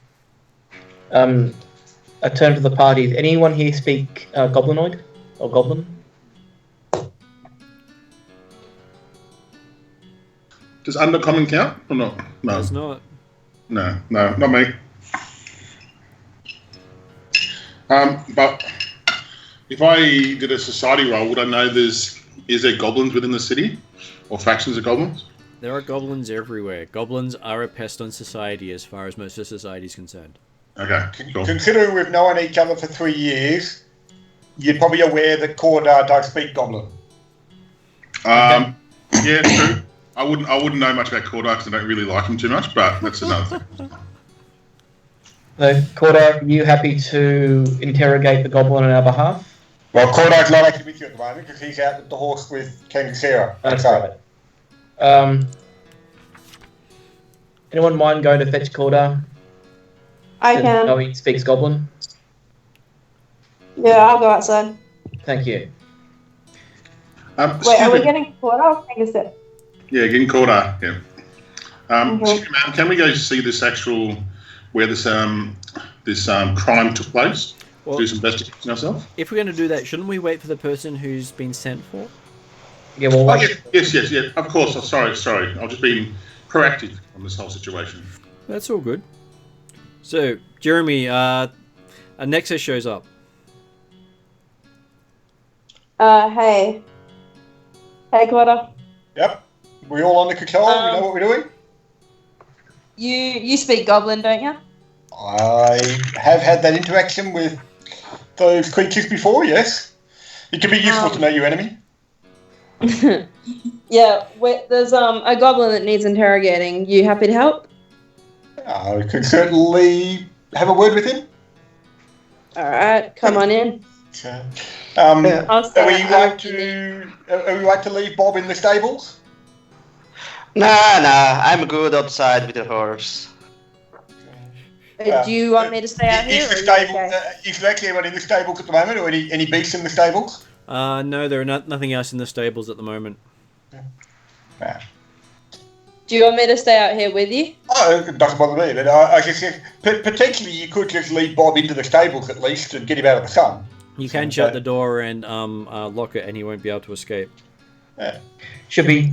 Well, this is talking of the player, not of the character. But is it wise to get our weapons out first, or wait? Okay. Yeah. Okay. Well, Cordar's working on the idea that if Kangaskera and or Nexa are staying out there at the moment, then he's assuming that weapons aren't needed yet. Although he might actually grab his sword. I think he uses sword mainly. On the idea, it looks slightly more intimidating. Yeah. Well, Primwinkle and myself still have our weapons concealed, so. Yeah, bastard sword. Kirk is happy to keep the horse outside and guard the door, something like that. Okay, so you walk in, Jeremy. Mm-hmm. You find they're basically waiting for you in a kitchen full of pastries and other cooked goods. Greetings, man. So my name is Cordar. I believe you're the goblin expert. I've had run-ins with them around Sandpoint. They're prevalent. Yes, must be eliminated. My cousin, the mayor of Sandpoint, she spoke highly of you. Well, I always try my best, man. All good. So, though she did say that she had a better feel for someone named Gordar. He is certainly a much more impressive representative of Sandpoint. I could only hope to emulate his deeds. Yes, except he doesn't seem to think as much. He's more of an action person than a talker. Well,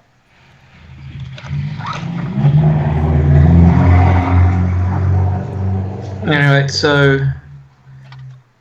I asked if we can see where the goblin has been held. Okay, she takes you upstairs into what appears to be a guest room. And you see a goblin asleep in a bed. What's his appearance like? Disheveled, dressed in a human fashion? Looks to be in a nice fluffy robe. I assume that Cordar was filled in on the circumstances of the capture? Yes. Yeah. I would have explained it on the way up. Yeah. Ma'am, you are far too generous to this beast. It is intelligent, it speaks, I just can't communicate with it. They do not deserve such hospitality from you, ma'am. Especially if it broke into your basement. I have no idea the circumstances. My training basically says don't kill as a first resort. I didn't say kill, but I need to put it in bed. But yes. I do not have dungeons, and I did not wish to have it shackled like a dog. It's what it deserves, but it is definitely showing if you're a true character, man. I take Corder aside for a moment and say, we're not torturing. We will intimidate if it's not going to give us an immediate response if you speak to it. We do not want to offend the madam or harm it in any way that could cause it to clam up. Mm-hmm. You okay with that, Corder? We can work with that. I brief the rest of the party who's in the room on the plan quietly and reassure the madam that we won't bring it to any great harm or distress. She will leave you. She'll leave you to your investigation, and she'll go back downstairs and bake something. I'm going to eat some pastries in front of the goblin too. I'm going to follow the madam back down to get some more inquiries about the nature of the room and see if I can investigate the room while the party, or whoever in the party wants to interrogate the goblin, or if people want to come with me. Okay, she's happy to take you down to her vault. Yeah, I'll go down the vault with Regency. Yep. Am I outside or am I with them? That's up to you. Did you come back with Gorda, or did you stay out with the horse? Is Kangasara still outside? Yeah, I'm still outside. Did you want company or were you fine if I went back in? Nah, I'm fine with the horse. Okay, I'll go downstairs as well to the vault. We can talk for ages. Okay, so So did anyone get left with Kodar and the goblin? I recommend having someone with Kodar. So if Alright, I'll stay with Nexa wouldn't mind being a quite intimidating figure standing with Kodor.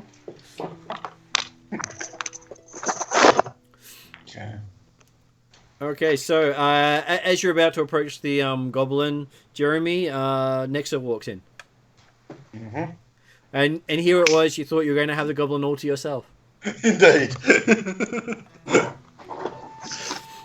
Okay, so as Nexa walks in, the goblin turns over and you recognize it as a female goblin, not from one of the local tribes from Sandpoint, one of a different tribe.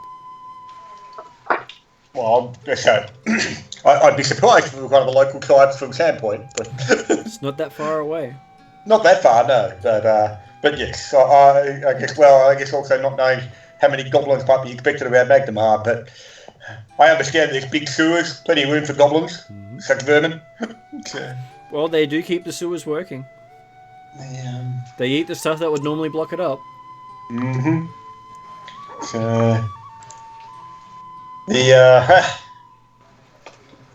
So talking. Okay, so I will talk in goblin. Yep. Oi! Get up! What are you doing here? I left behind. Left behind, were you? Yeah. By who? By Dracus. By Dracus. Who's Yeah. Dracus? Big Dracus. Bigger than you. He's Longshanks. Dracus Longshanks. Yeah. Is he goblin like you? Not goblin like me. More goblin like you. Big goblin. Yeah. Big goblin. Bad goblin. Bad Dracus. So why did you leave behind? I was not good enough. Dracus beat me.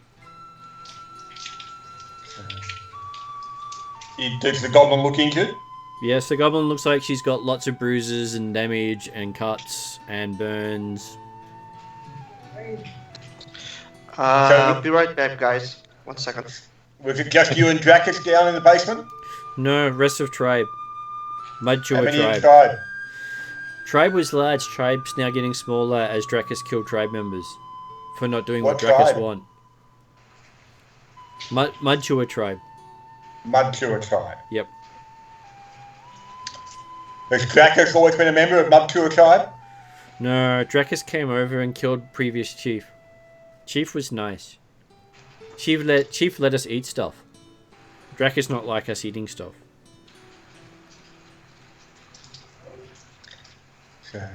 So when did Dracus arrive? Dracus arrived about a week or two ago. Many days. And what have you done for Dracus since he arrived? Been digging into people's places and stealing stuff.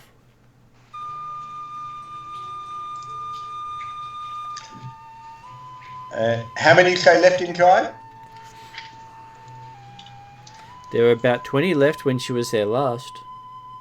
But that more than a day ago, so it should be less now. So do you know where Dracus and the Mudsewer tribe are likely to be now? I can draw a map.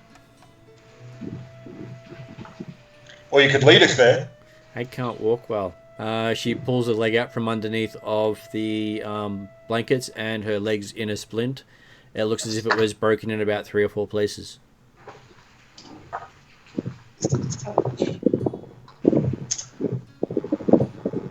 Yeah. Well, yes, I'll want a map then. Does the map lead from here from the hole you made in the basement downstairs? Yes, it does. I map whole area for you. And how far away is the Mudsewer tribe camped? Not far from there. They took over a place that Dracus wanted us to take over. He called. How many other houses? He called it an Aussie. He wanted to take over the Aussie. Oh, I did like you, Aussie as in a location within the sewers. Yep. So yeah, how many other places were broken into? Other members broke into other places. Not know how many. What have you stolen? Shiny. Still what shiny. happens to the shinies? Dracus take. What does Dracus do with the shinies? Not know, Dracus not tell.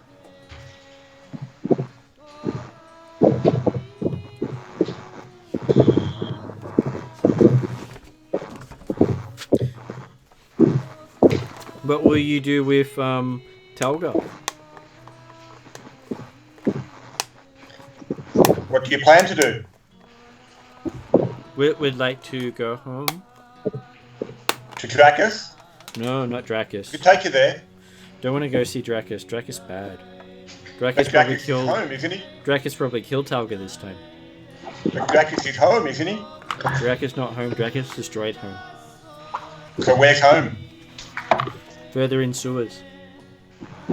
Where nice flowing stuff comes all day. And how long you lived at home? I grew up down there. I lived there all my life. When food come washing by every day, no need to go elsewhere. Mudsewer's been living down there for a long time. Been down there a long time. Whole tribe grew up down there. Not know any other place. Never seen sun.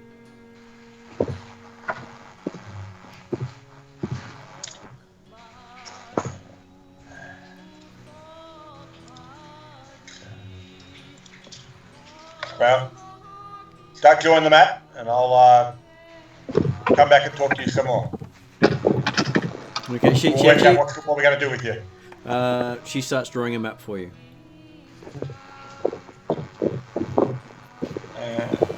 I will explain to Nectar exactly all the information that was just provided.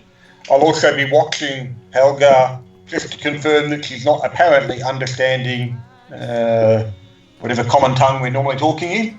So. You speak common, which is a That's Taldar in effect, isn't it? It is Taldare. Yeah.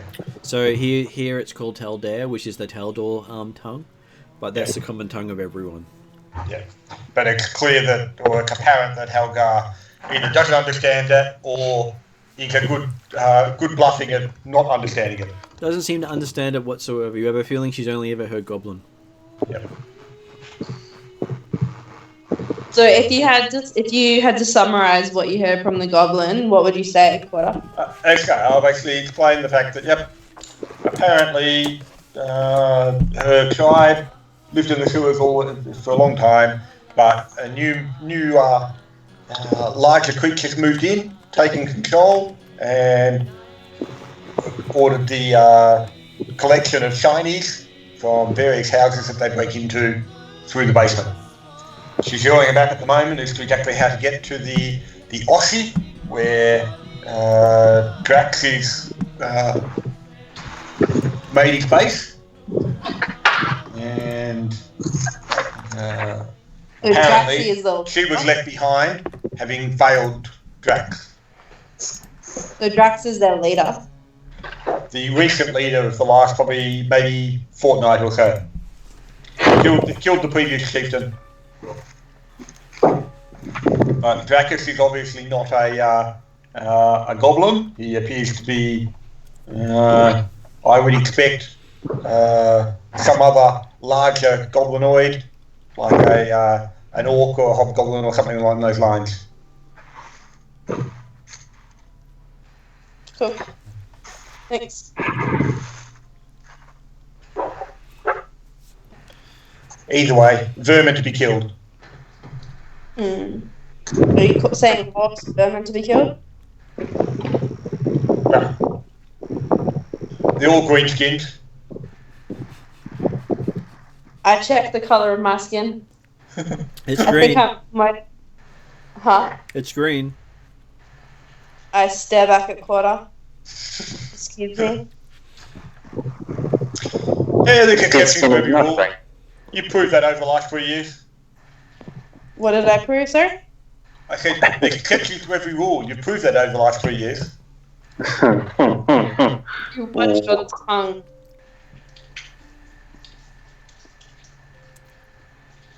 Hey.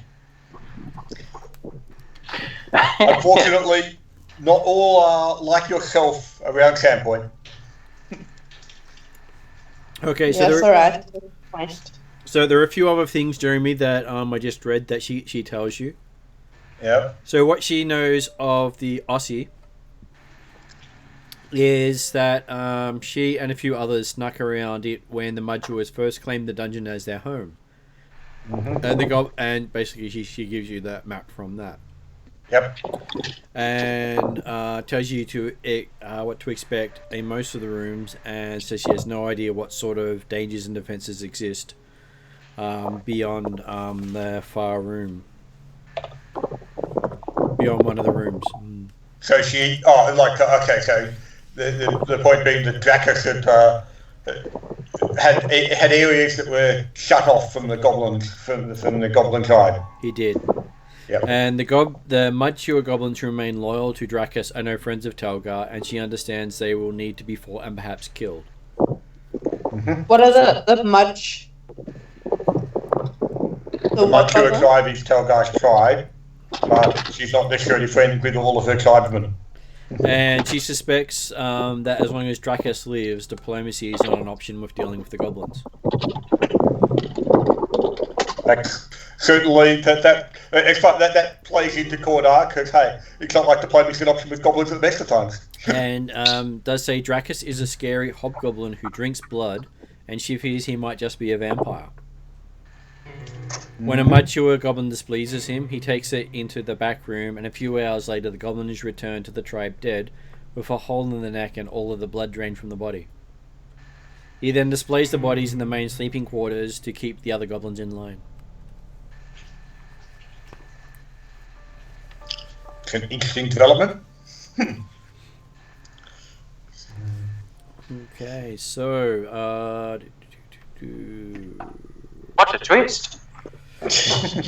So there should be a ooze in the main entrance you enter the area with, followed by goblins protecting the main entrance after that. Then there are centipedes in the area, and a fungus that screws with your brain.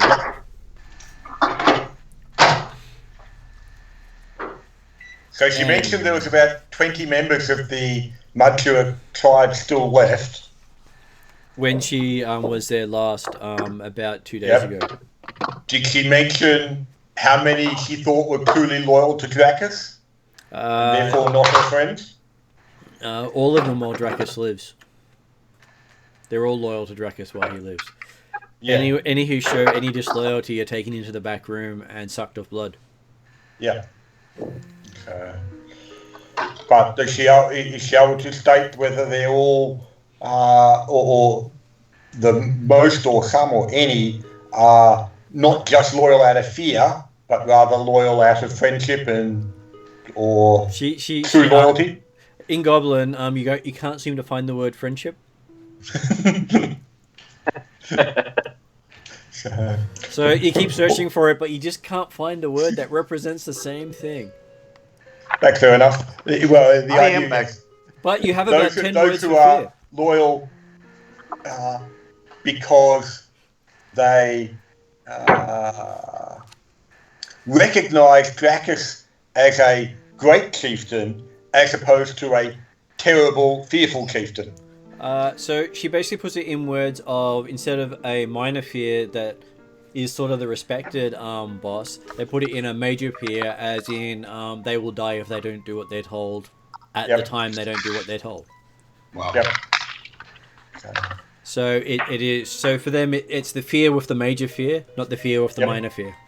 Yeah, but that's just it. So it's potential that, yes, some of them could still welcome Kelgar back again if Dracus wasn't there, but she recognises that we're not going to know the difference, so therefore if they all died, well, she'll have a tribe to herself.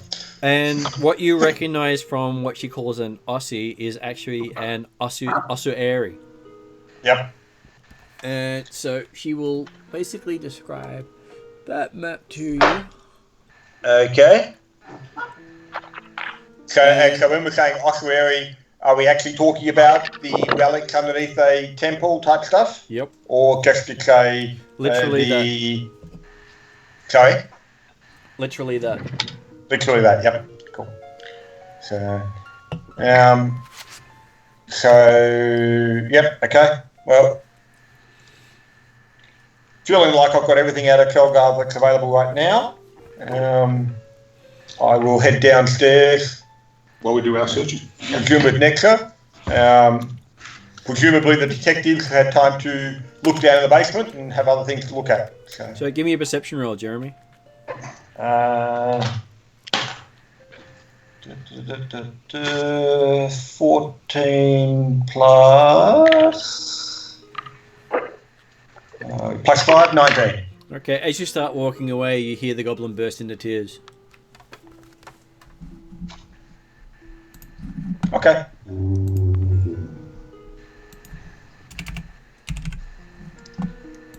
I'll keep walking. Okay. So dead. Oh. Anyway. Okay, we're both the detectives are downstairs. I suppose perception roll to view what's going on down there, I suppose. Okay, give me a... I think it's... Give me a look. It will be perception. Okay. 21 for me, Mark. Hang on. Sorry. Alright, got to roll again, that fell off. 15, and I don't know what my plus is on that. I'm trying to look at my... okay, perception... 7. That's 22 for me. 22? Okay, so both of you having a good look around, working well together. You do see the signs of at least 10 different goblin feet and a what looks to be a boot from a hobgoblin.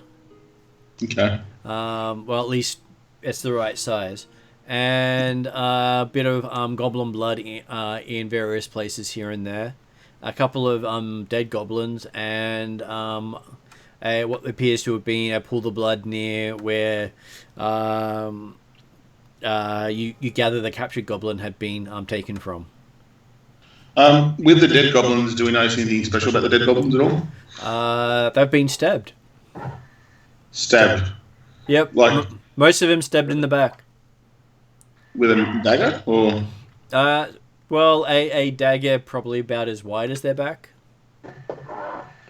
So a very large blade. Okay, cool. A blade from a medium-sized creature. No other damage on their bodies at all. Multiple stab wounds on all of them. Okay, but like, oh no, we haven't. Jeremy hasn't told us yet. No, okay. No, Cool. we don't know Yep, about yep, that fair yet. enough. So. Also around the place, shelving has been pulled down, vases have been broken, there are scrape marks where something was dragged across the floor to a hole in the center of the floor. Looking down, you can see what appears to be a sewer below with the smell of a sewer. Yep. You can drop down into it if you need to. It's not a waterway. It is basically a dead end of the sewer. Yep. It heads. And I don't have a north and south, so I'm going to say that it heads south from where you're looking down. Okay. What's the lighting conditions down the sewer? Being rat folk, I've got almost perfect night vision, so I need to plan for the rest of the party. Not a single light source down there, which is not surprising. Yeah. Are there any torches or lanterns up in the room we're in? No. Only what you brought with you. We do have a ever-burning light torch, so we do have one of those torches, guys. So keep that in mind. I think, my dear friend, I think we've done our detective work. And something that each of you know is each of your wayfinders can produce a light. Okay. Which is one of the reasons why you all got a wayfinder. Yeah. I take the people with me aside and say, I think we should start arming ourselves and wait to see what the interrogation brought before we head down to the hole. Cool. Okay. Well, so we bring our druid and we wait for Kodor and Nexa to come down. I agree. Agree 100%. I think we definitely know there's goblins here, and possibly a hobgoblin, I think. Yeah. I saw. Also, a large goblin or other kind of large, medium-sized humanoid dungeon bloods. Not happy, but not happy, but yeah. But yeah. I'll go and inform the mistress while. Who wants to go fetch Victor? I'll go get that. So we need to get all our gear in, and I'll go inform the mistress of what we've found and wait for. She's Kodor. just up the stairs from the vault because she took you down there. Yeah. Okay. I go up the stairs and wait for Kodor and Nexa and inform her of what we've found while everyone else goes to fetch the gear. Yep. I'll go out to the horse and get all the gear with Kanga and see if we can bring it all in. And if people have to come out and pick up their stuff, they can. And then we all wait at the hole, I suppose, waiting for next instructions. So yeah. So that's what I tell everyone goes to fetch their gear while I wait for Kodor and Nexa to get downstairs. Did you bring our armor in the horse too? Yeah, we packed all our gear into the horse. Yeah. Perhaps not the horse. Yeah. So I'll go tell Kanga to start bringing stuff inside, and then everyone will go pick up their gear if they haven't brought it in, and then we'll meet down at the hole kind of thing. Yeah. And then Jeremy's character can inform him what he found out. Yeah. And we'll just hand wave the information since we all heard it, or you can hand wave the information and say you pass on everything you heard and learned. You're fine. Jeremy? Jeremy, you muted again, so. Sorry, I was typing, so I muted myself. Yeah, I'm more than happy that the information Kodar does not try and hide, keep anything from you. Yeah. He even explains that surprisingly the goblin was very helpful and obviously wanting to have the removal of Jackus.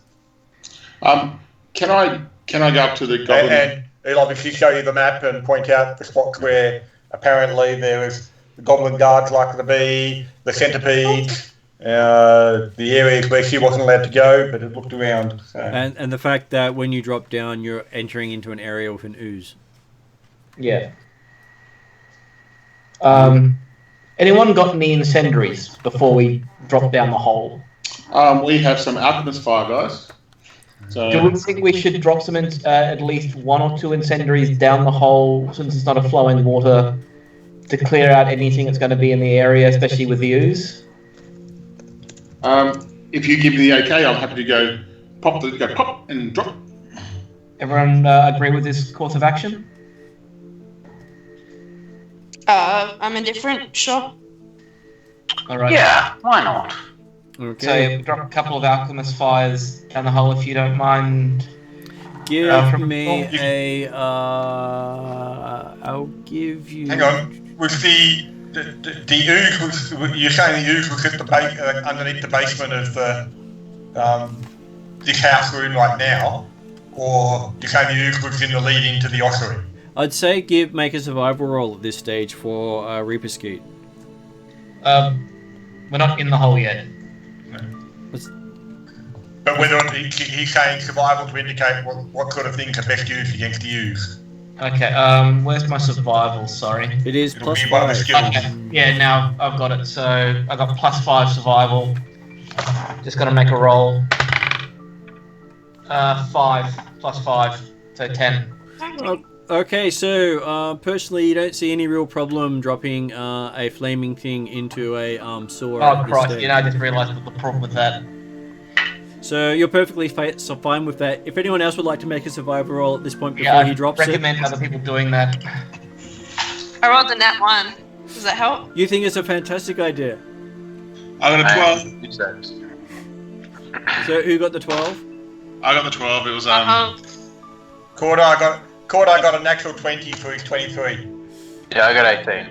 Okay, Yeah. those of you who got over 10 have this sinking feeling, and Corda who got the natural 20, you'd probably want to start running if he's going to toss that thing down there.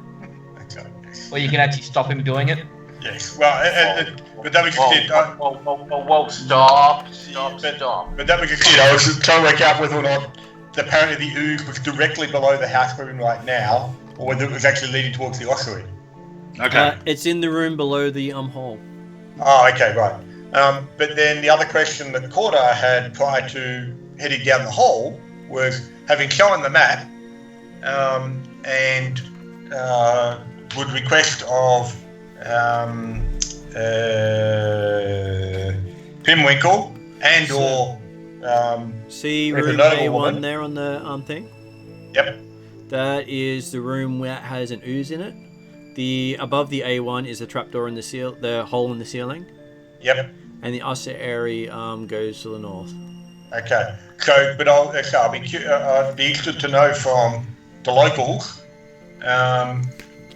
Seemingly the goblins have taken control of a presumably disused ossuary. Do you know of temples nearby that are no longer used, or that possibly are still used?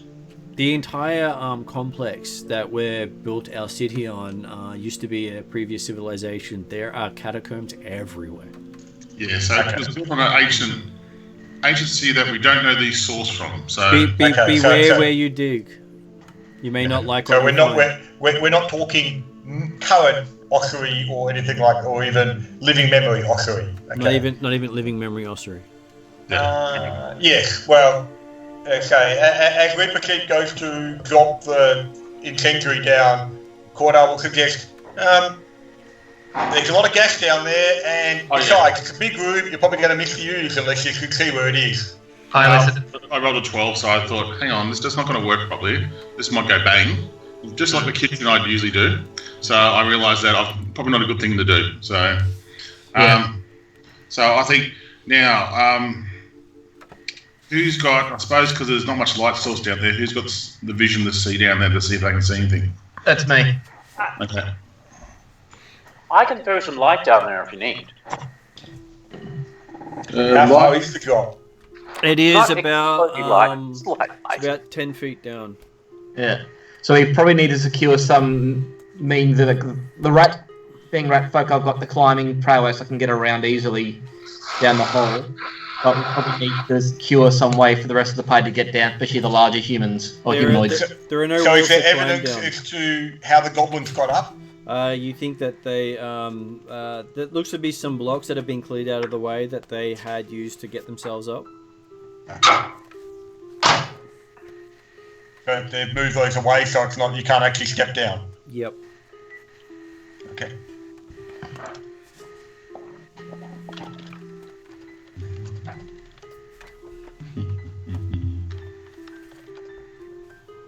Well, I would certainly recommend some light down there to have a good view. Right. I will grab a bolt. Yep. Cast light on. Actually, I'll try and find a stone.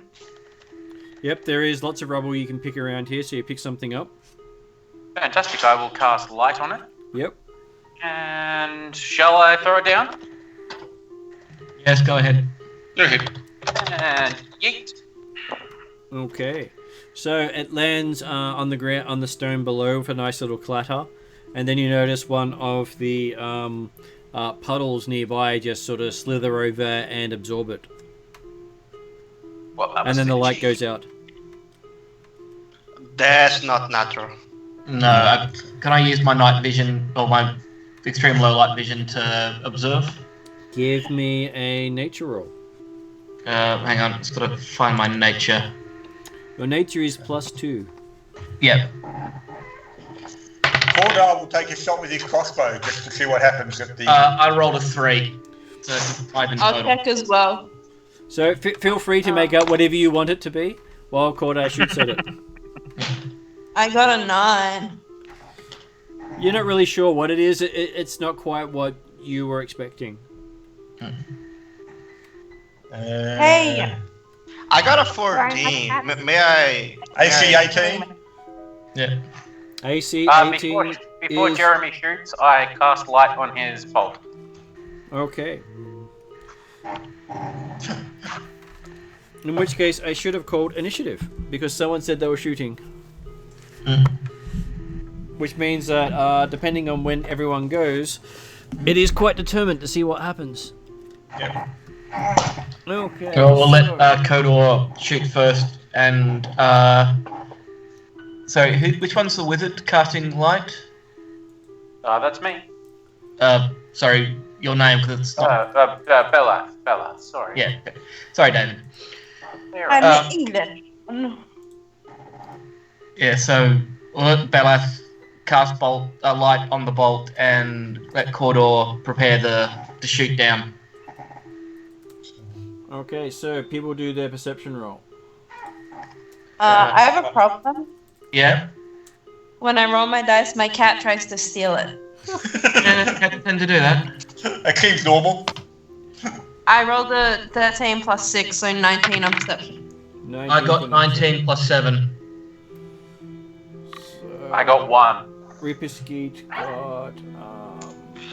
I got 26. 24 from 18.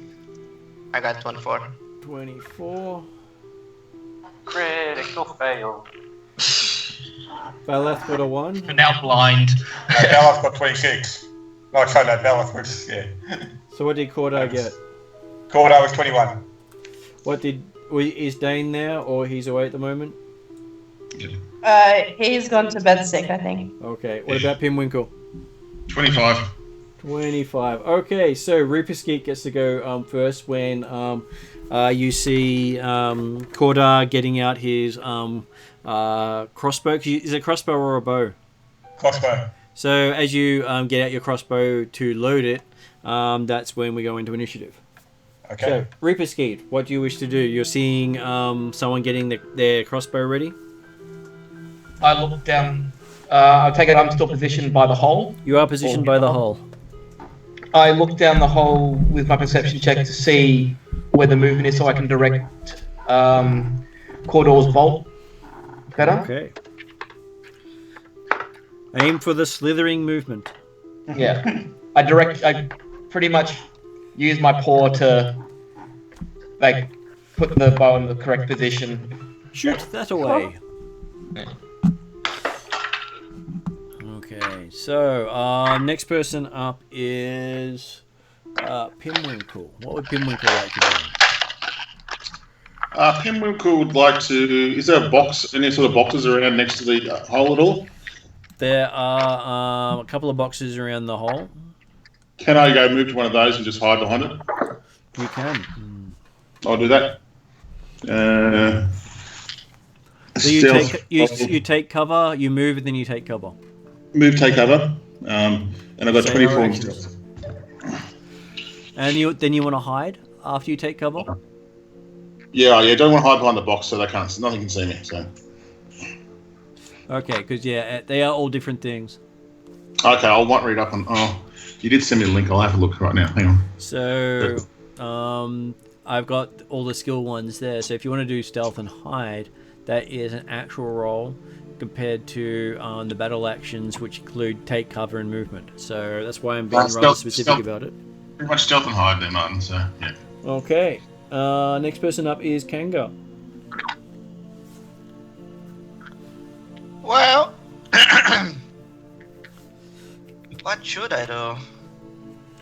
You can always jump down the hole and be the hero. Nah, not my type. Well, I will just delay. I will see what you guys are doing. I'm not jumping on the hole. Okay. And then it is Corda. So Corda, loading your crossbow is an action. Okay. And then you can fire if you wish to. Yep.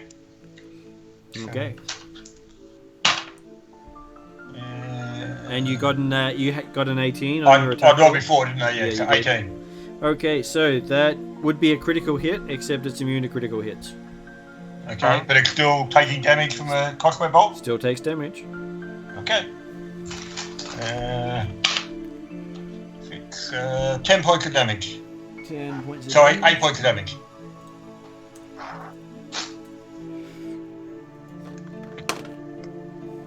Apparently, Balath isn't the only one who can roll a 1.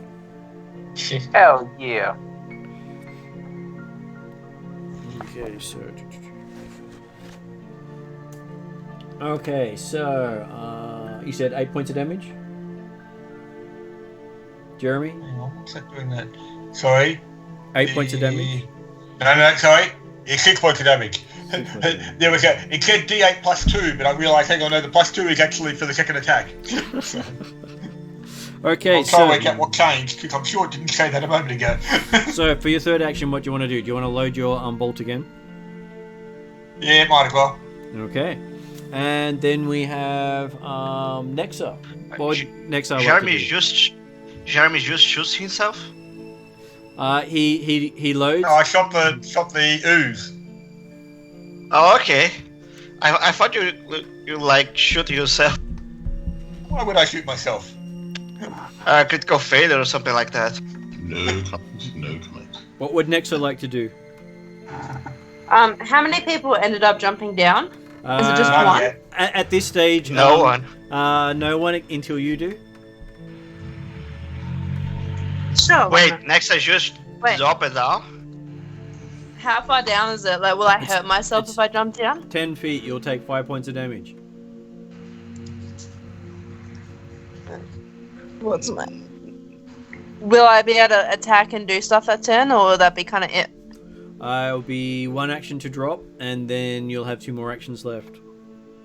So Why yes, don't you you can climb drop down? on top of it or something, and then attack it quite happily. Why next I don't climb down instead of jump down? There is nothing Because to there's no climb wall down. there nearby. I did suggest we prepare some ropes and stuff to get down safely, but we've got the ooze to deal with, so there's no point jumping down if the ooze is going to be there. Do we have any suspicion on how many ooze there are down there? We were only told 1, I think. At least 1. Well, I got I'll an idea hold what I will do. I will play after Nexa. I will hold my actions. Okay, so as Nexa's not having her action, then Kanga, are you taking an action? Yep. May I cast a spell or I just have 1 action? You have, because you howled and didn't do anything, you have your full action, so you have 3 actions. What do you want to do? Okay. I will open a portal and drop a snake in there. What spells? I will cast summon animal. Summon animal. That poor animal. Yep, poor animal. At least it's better him than me. Excellent attitude for a druid. He must be the Liberal government. So it is a full round thing for you to do because it takes 3 actions. Yep. I don't remember, but I think the creature will go. We'll go at the start of your turn. Yeah, they start on my turn or my next turn. Okay, so you drop a. So that would be a -1 level creature. Okay, so next person up is Balath. You still get. He's got a crossbow in his. He's got a bolt in his crossbow, so you can actually light it up this time. Yes, I will. Yeah, I'll do that, and that's about it. I think you have 2 other actions. I think light is a single action. Yeah, I'm good. Oh, hang on, I'll see if there's extra actions, but other than that, I will wait.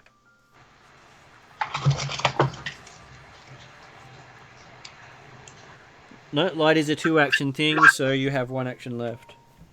All good, that'll do. Okay, so then it is Reaper Skeet's go. What was that, sorry? It is up to Reaper Skeet now, so you can see the ooze shining in the light above. I look to see if there are any other movements around or if it's just a single ooze. Give me a perception roll. Okay.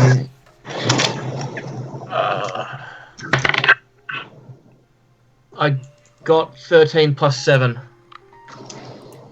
Okay, so you have a look around, and you're not seeing any others. Okay.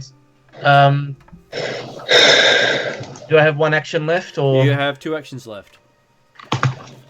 I think so. Has the ooze moved from its original location where we shot before, or It has not moved.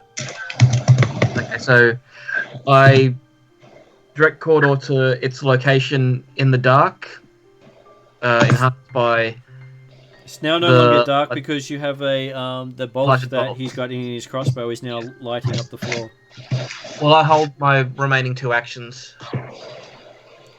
You can't. You can specify something for a. You can ready to do something using 2 actions. Okay. So that's a special thing to say. You can specify under a condition that something can happen. It's a bit hard to hear that moment, so I'll move away from the hole. Yep. And start preparing my gear. So That's good. I'm so ready my weapons, my hidden weapons. Okay, so Pinwinkle to the rescue. Pinwinkle will start getting the rope out. Yep. His backpack. Tie it around something that should look stable. And see if I can drop it down the thing. That's my whole turn, if that's okay. Okay, give me a. What's a good roll for that then? Give me a survival roll. Survival can do. That's a 10 total. Okay, you think you tied around something that will hold your weight. Yeah, cool. That's all I'll do my whole turn. I won't go down the rope, but I'll just sit behind, next to where the rope is and just wait to see if the ooze dies. So okay. Yeah. And Yep. Can I jump in if people don't mind and you don't mind me using the rope? Yeah, if you want to try yeah, go ahead. I'd best wait first because it's halfling weight. I was going to tug on it. For that, I don't drop a snake on top of you. You grab the rope. And I check its sturdiness. Give me a strength roll.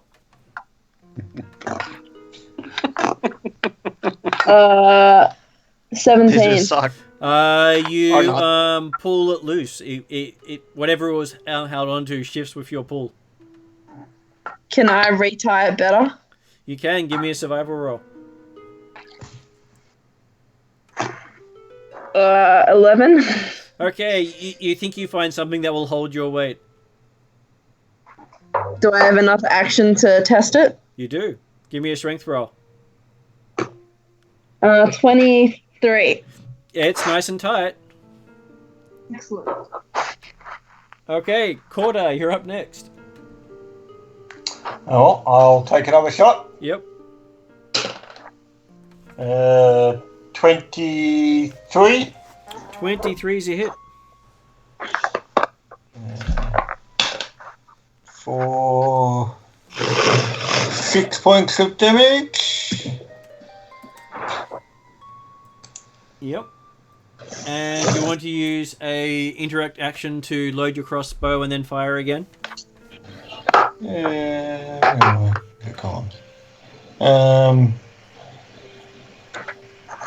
might as well. Okay.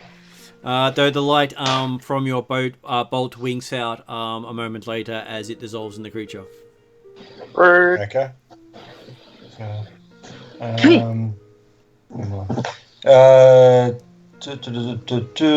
Second attack is -5. +2. So that's a 16 to hit That's a hit. for 7 points of damage.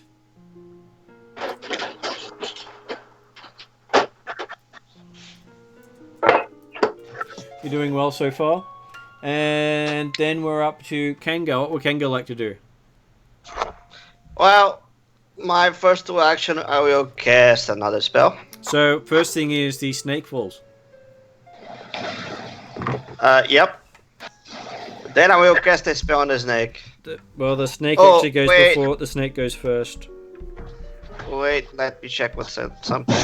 Do I need to concentrate on the spell on my first action, or I can just concentrate on the spell after my turn? Does it require concentration? To check the creature, yes. Let me check. It does require concentration, so if you don't have one action somewhere during your turn sustaining it, it doesn't actually work. And I think when you sustain it is when it actually acts, I believe. When I concentrate, right? Yeah. Someone's playing video games. Can you mute yourself, please? Hmm? That's Susie.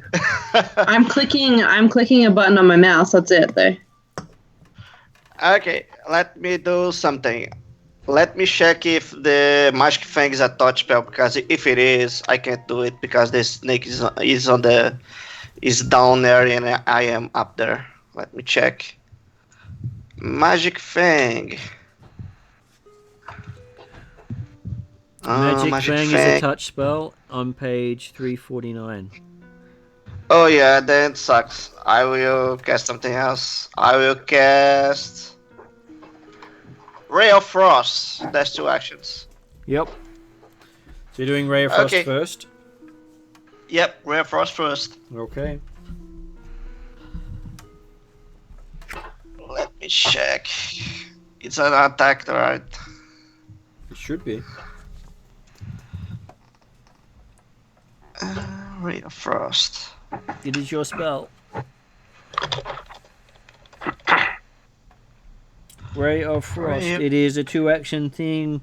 Unfortunately, you cannot cast the spell at the creature because you moved away from the hole on your last action.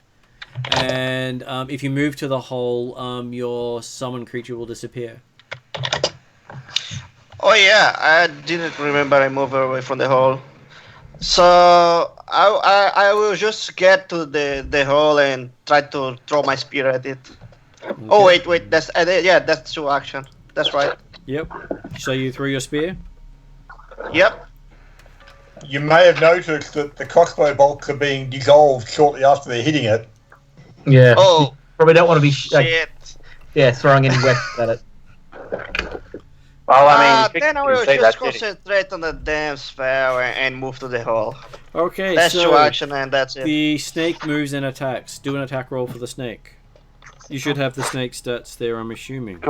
Yep, I got the Viper stats. That's the Bestiary page 302. That's +8. Let me check how much I roll. You roll a +8. I roll a 4. You roll a 4. Yeah, 4 plus 8, that's 12. That's a hit. I don't know if I will hit. That's a hit. Okay. Then the Viper's damage is 1d8 minus 3. Birds piercing plus venom damage. Let me roll a d8. Well, this is a terrible dice roller. Oh, I roll an 8. Nice. So that's 8 minus 3. That's 5 damage. Piercing plus venom. Does the ooze is susceptible to venom? I don't It think doesn't so. say it's not. All right. Is DC 16 fortitude save? No need to worry about that. Okay, that's my whole turn. Okay. So then it is Balath. Back to you. I'm also going to continue to delay. Not really much to do. Also, Mark is BRB for 10 minutes. Oh, all good. Okay, so I'll delay. okay, so down below with the Viper, the ooze attacks the snake. Or snake. Apparently, it hits an armor class of 10.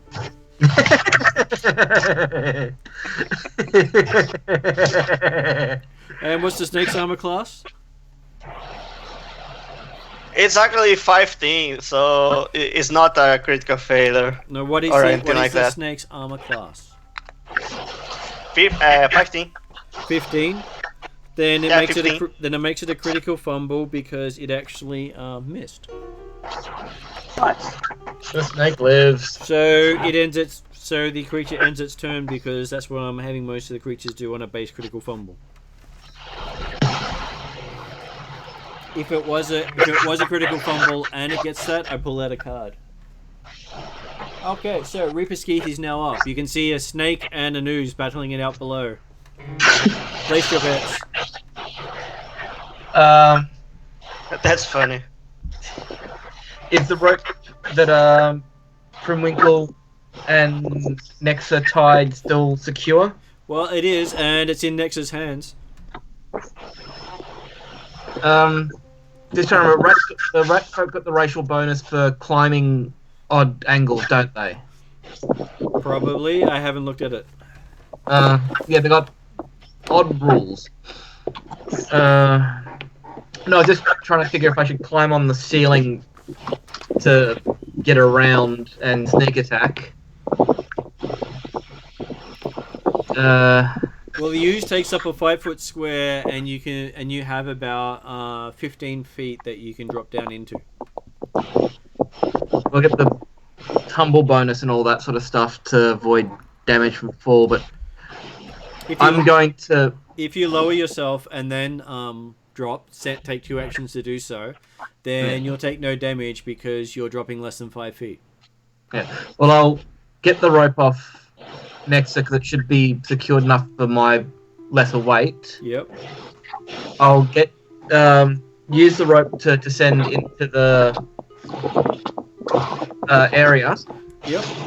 And then I'll position myself away from the ooze so I can ready myself for a... Oh, the oozes get penalties for sneak attacks, stuff like that, or They got do no... not. They, as far as you know, oozes are immune to precision damage. Got no vitals to hit. No vitals. I'll land and ready a torch in case I've got to burn it. Okay, so next person up is... Next up, because Pinwinkle's away.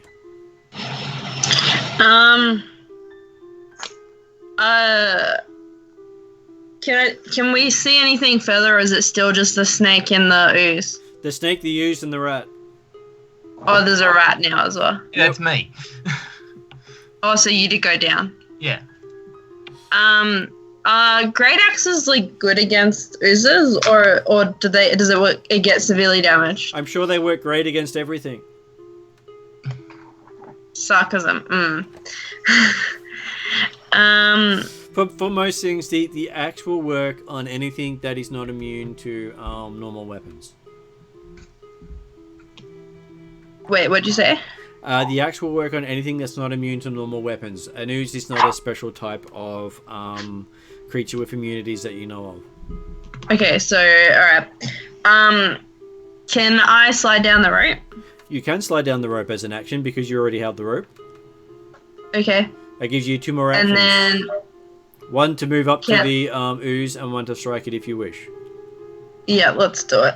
Okay. I rolled a net 20, so 28. 28, so that's just a standard hit. I tried. It's immune to criticals. 2d12. Give me a sec. I gotta find the right dice. Amusingly, the only way to actually miss this creature for most people is to roll a 1. Oh, that's fine. So apparently it's 2d12 plus 4. So I got 13, So 17. Why is it 2d12? Because I got like the striking with my rune last time, remember? Okay. Oh, okay. We paid like 60 gold to upgrade it. That is correct, you did. So I got 12, 17.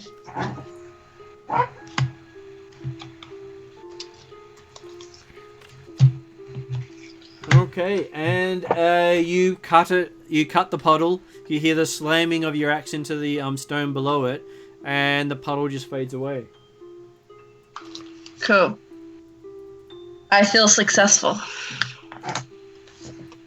Cue Final Fantasy Triumph music. Okay, I actually have that. the Viper. So if you'd like the Final Fantasy cued there when you listen to it. Let's see, do I actually have... There it is.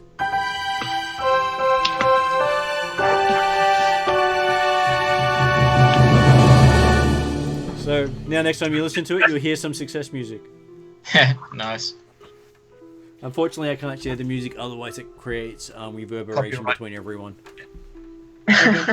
Well, it sounds so much better with the better sound system I've plugged in. Okay, so you are currently now out of combat.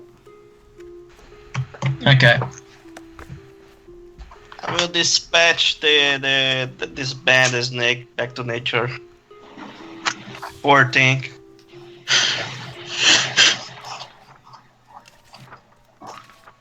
Okay, the snake just disappears. So what can we see around us? So, around you, this is a damp sewer passage that leads to a slimy cistern that stinks of decay. On the northern edge of this circular chamber lies a pile of burnt bones in front of a scorched tunnel. Okay. Who's got lights we can use? I have an ever-burning torch. Hey, an ever-burning torch. Throw some light out. Is an ever-burning torch real fire or is it magical? Magical. It looks like fire, but it gives no heat and can't light anything alight. Good. That was part of the thing I was trying to. Yes, it's not going to set the sewer gas off.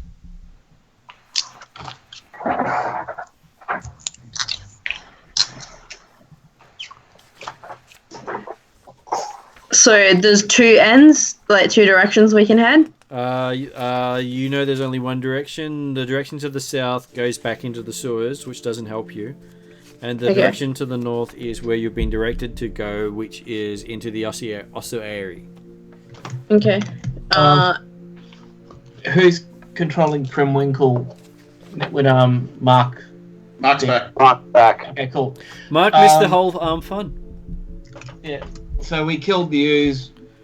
Basically, I was going to recommend that you and I... Stealth forward. Yeah. Honestly, to make sure we're not going to... There's no traps or anything that's going to suddenly get us. Okay, well, I'll be at the head of the rest of the party then, since I'm Yeah. kind of the tank. Yeah, that'll be good. Sounds So the good. two sneaky sneaks will move forward, if that's okay with Mark. So could our sneaky sneaks make a sneak roll? Okay. Schnick, schnick, schnick. Our sneaky sneaks are the sneaks. Got a farmer what does.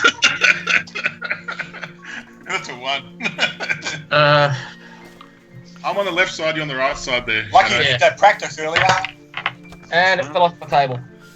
Does that count as a natural one? No. One, Martin. 4. Natural 1. I got 4 plus. Where's my snake? Should be 7, 6 or 7. You guys could have done better, let's be honest. Yeah. Well, I had the dice fall off the table twice, so. I'm crunchily munching on a pastry at the same moment. Was it chip grease on my hands? So what was your total, Shadow? Just trying to find. So I rolled a 4, and I'm trying to find where my Plus 7. Yeah. It's stealth under your skill list. Yeah. So I got a total of 11 then. Okay, so Mark, what was your total? My total would have been 7, 7 Well, downgraded. but I got a 1.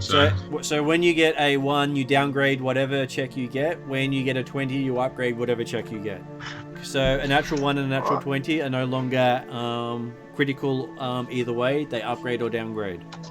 Okay, so what does that mean? Wait, how do you downgrade a 1, sorry? Well, like in the sense that his total of 7 could get, was probably a failure if the things have got a perception, but if it was counted as a failure, it becomes a critical failure. Yep, that's how the downgrade works. It makes it 1 worse than it was, and upgrade makes it 1 better than it was. Gotcha. Oh, okay. So if an attack was going to be a critical failure and you downgrade it, you actually get the critical failure cards. Gotcha. No. I'm on the left and Shadow can be on the right, so Yeah. of the corridor. Wait, how obviously are they being bad at sneaking? Look at it this way: they're arguing between each other of which way is left and right as they're moving down the tunnel. Can I just say, look, if you guys are going to be that hopeless, I'll go in front. You call that out? Yes. Yeah. Okay. We let her. Yes, I gotta they choose, they clearly slice hear too. you.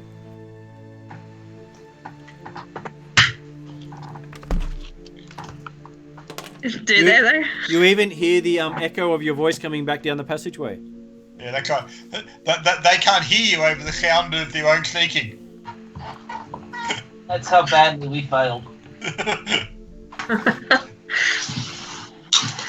And So do they comment? And that they don't seem to stop there, and you can hear the munching of pastries as someone's having the really ones that make these popping and cracking sounds as he goes down the passageway. Cordell mentioned to Nex, well, at least they should find the traps. They did look at the map as to where the traps were, didn't they? Yes, we did. Yes. Did they? But are they focused enough to not remember? Don't Possibly know yet. not. So the walls, as they walk down the passageway into a chamber, the passageway you're walking down is a tunnel made from something so hot it melted stone. Okay. Wait, the tunnel's made from something so hot. Yeah, whatever made the tunnel they're walking through was so hot it melted stone. So basically, something very hot bored through the natural stone, is that what you're saying? And it came from the direction they're going. It didn't go the direction they're going. So it came out of the ossuary. Yep. But we're talking millennia ago, we're assuming, aren't we? Looks to be within the last 10 years. Okay.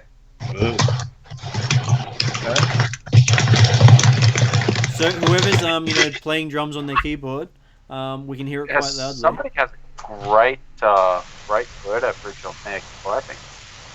Yeah. But make sure you mute when you type. Got it. Okay. I'm wondering what the accent is like that.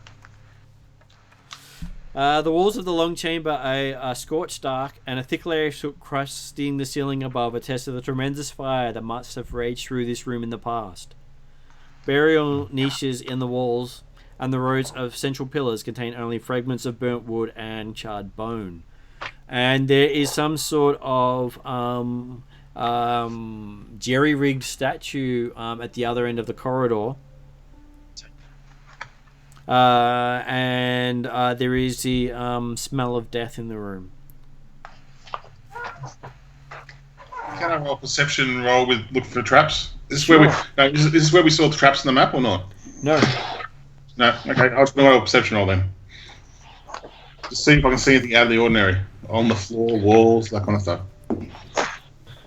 Yeah, I try to define if the smell is like a rotting body. Well, you've like, got 2 of them in the room at the moment. Everyone else is in the room behind.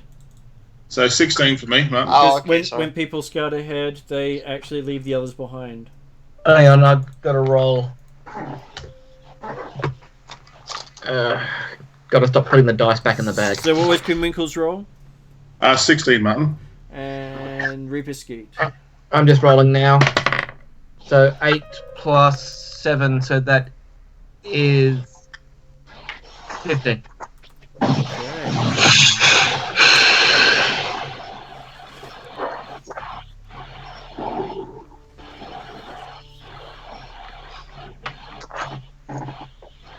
Okay, so as you guys look around, give me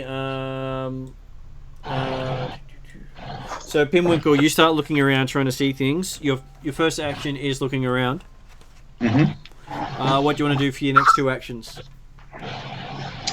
I'd like to keep towards the walls.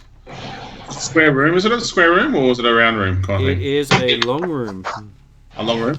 I want to stay on one of the side of the walls and have a look at one of those burial. So, see that, trying to get it without light on it. Yep, fair enough. See that big long room? Yep. And see this little tunnel here? Yep. You come out there.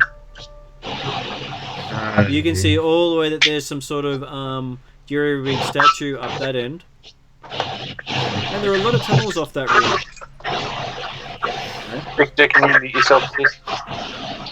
That's not me. I am muted. Sorry, mate. So I'll go across. That might be Susie. Yeah. Wait, what might be me? Background Loud noise. noises. The background No, noise. it wasn't me. Okay. I've gone across the other side of the room, Martin, what I saw on the map. Yep, And there was a little entry into another room. Is that right? A little cavern? there is. Can I do a perception in there as well as my second action? With a move and a perception again? Sure, you'll move across and go in there. Just looking in there. I'm looking in there, not going in there. Just looking in there. Yep. And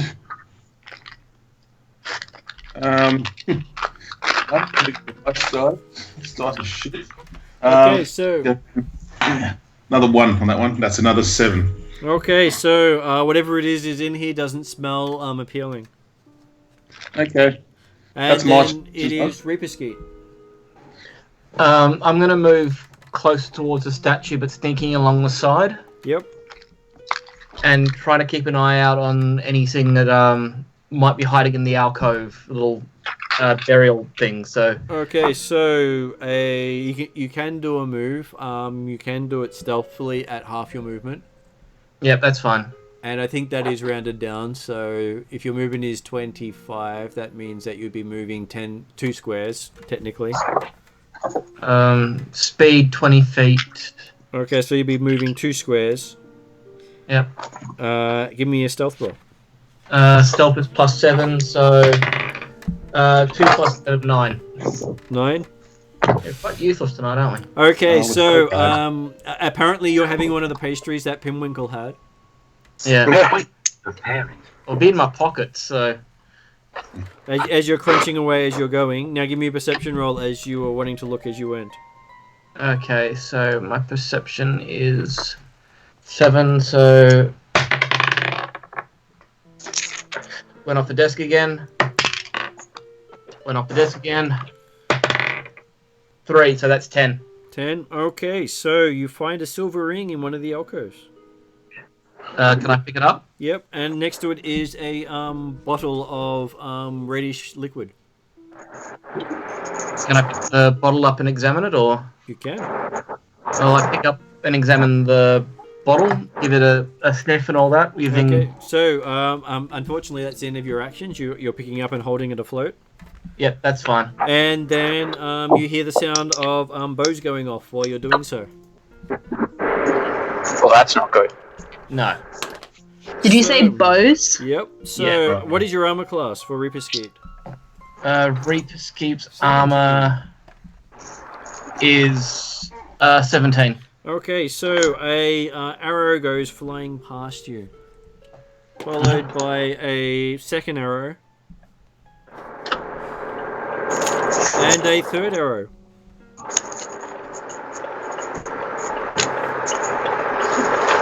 And Mark, while you're staring in that hole, an arrow comes flying at you.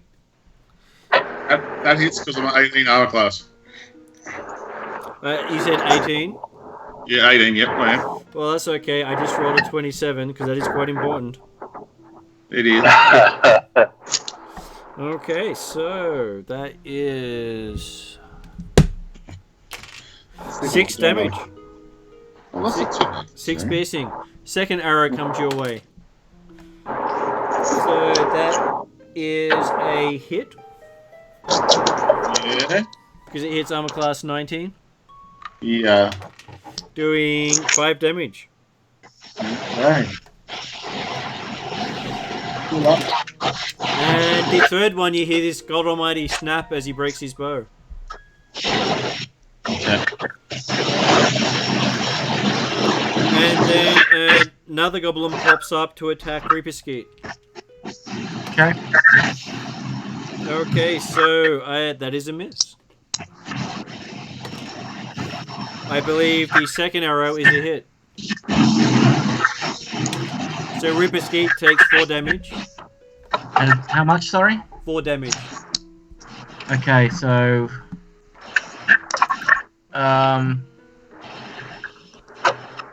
don't know what my current hit points were meant to be. Do they reset, or...? from the last... They reset between adventures when you have time to rest, so you should have a total of 19, I think.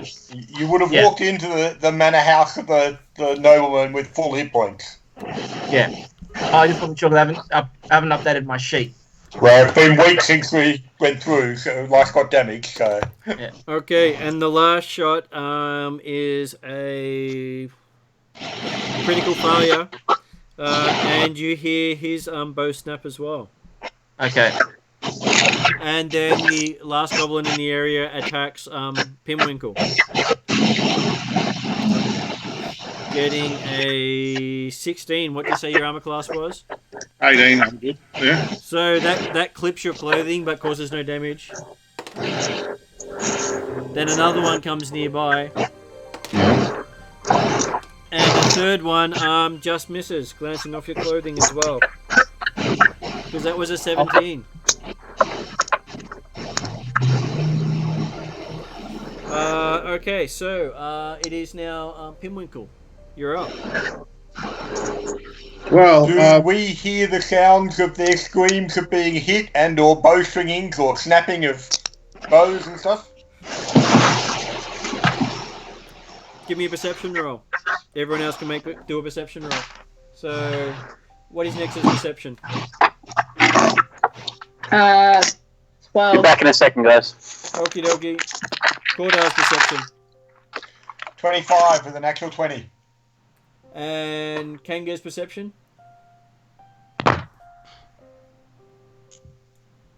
Kanga's perception is +6. Is 6. Did you roll a 6? Wait, let me see.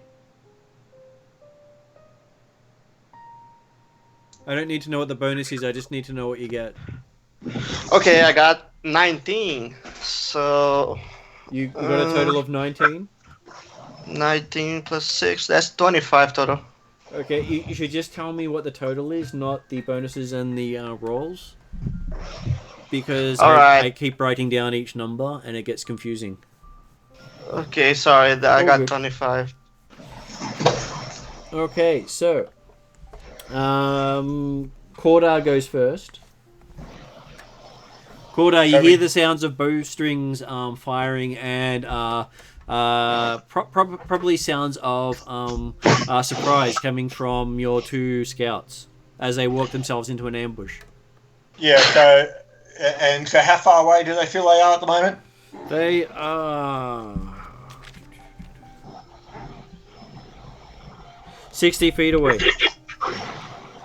60 feet away. Okay, well, I will... But they haven't carried the light source with them, have they? No, they weren't carrying a light source with them as far as I knew.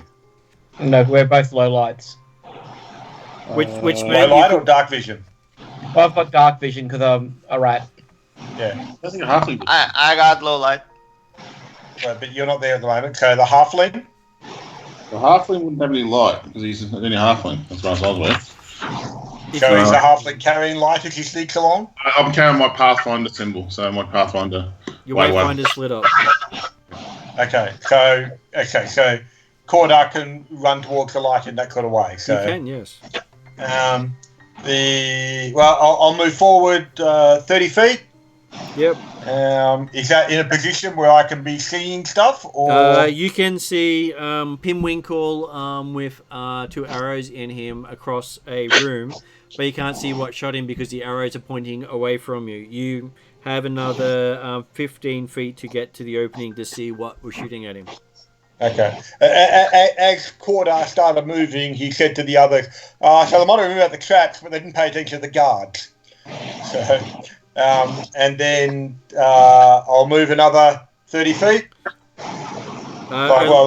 Move the 15, and then if I can see potential enemy, You can see 4 goblins in the room standing out either side of sarcophagi. Okay. And how far away are the 4 goblins are from the entranceway then? 40 feet away. Was that 40 feet away? 40 feet away. What's that noise? That is Susie's mic, I think. What? I'm not touching my computer. So some things providing noise through your mic. Probably if you get silent too much, the mic will increase sensitivity and will pick up all sort of noises. Because we see the icon of the person who's generating the noise flashing. Okay, I'll just go mute. It's certainly worth muting whenever you're not actually talking at the time, generally speaking. That was effectively... so I'm 40 feet away at that point, so I could get within 25.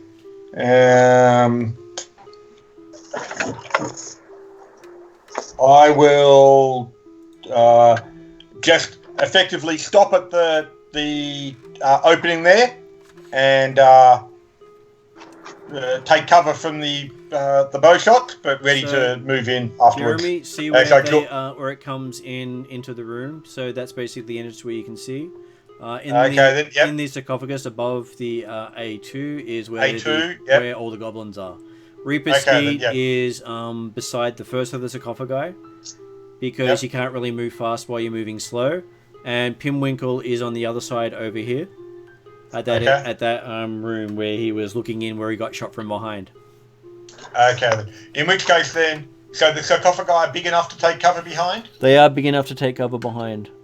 Okay, I will move into the room with behind the sarcophagi and take cover. You take cover, so that will give you a +2 bonus to your armor class. And I say basically, I've got my sword and shield drawn and readied, but shield's obviously not raised because I didn't have the action for that. Yep. Okay, so Kengar, would you like to dash in? Yep, I will dash bolt in with all my speed and stuff. How far can I interrupt a second? I will run to my friends. Is David wanting to interrupt? Yeah, so did Jeremy raise the alarm when he heard? No. Yeah, as I moved off, I said, yeah, they might have thought about the tracks, but they forgot about the guards. So yes, he did raise the alarm. Okay, and did someone say there's a rope to go down? You're all in the room below already. We were already in the room before the scouts moved off. Brilliant. Sorry, I'll wait until Kangasaurus finishes action and then I'll act, please. You're currently last in the order. Oh, right, no, we started again because I was delaying pretty much the whole time. Yep. Okay, that's fine. I'll wait. That's cool. I have to interrupt because I need to get going. I haven't eaten dinner yet. I need to start cooking. All good. You go cook, and I'll say Ribiskeet is currently hiding. Yeah, that's all good. Trying to recover. But thanks everyone for tonight's session. I'll make sure I join more regularly. Okay. Thank you. Have a good night. Take Catch care. you later. All the best. See you guys. later. See you soon. Goodbye. Bye. Bye. Bye. I'll Okay, also have to go in about 10 minutes. that's okay. So next person up is Kangasero rushing in. How far can you move? 25 feet. So it will take you 2 moves to enter the room. Alright, what can you see? You can see the same thing that Jeremy saw, that you enter the room through that entryway there. And down that long room, behind the A2 sarcophagus, so to the north of it, is where 4 goblins are. Okay. And they have bows out, though 2 of them have broken bows. Okay. Goblin stuff does not survive a roll of a 1, they break. Okay, here's what I do in my last action. I will pull my claws out. Like Wolverine style. Okay. Oh. I will wild moth. Hey, I thought you said pull your clothes off, not pull your claws out. Me too. Claws off. So, when you said Wolverine style, it's like, no, you meant claws, not clothes. So, yeah. It was going to be an interesting mix-up. Yeah. Flashy I either didn't know way. you Gapper did that sort of thing. So, Pimwinkle, you're up. Okay. I go, you drop my pastry. Your pastry landed in the filth. I go, so I'll go behind the last sarcophagus. Yep. Right at the end there I saw. Yep. I'll move to there because I've got 25 movement. Yep, you can And do then that quite easily. Then I want to stealth and hide behind that. Yep. With a stealth roll of 10. Well, you can't really stealth when they See, see you going there. Can I then take cover then, maybe, instead? You can take cover, yes. And then I'll take cover and go, ow! And that's it. Yep. And that brings us to the goblins. Okay, Is Susie or she come up yet or not yet? Susie I goes think I after- rolled too badly. Susie Okay. goes after the goblins. First goblin shoots at Kanga.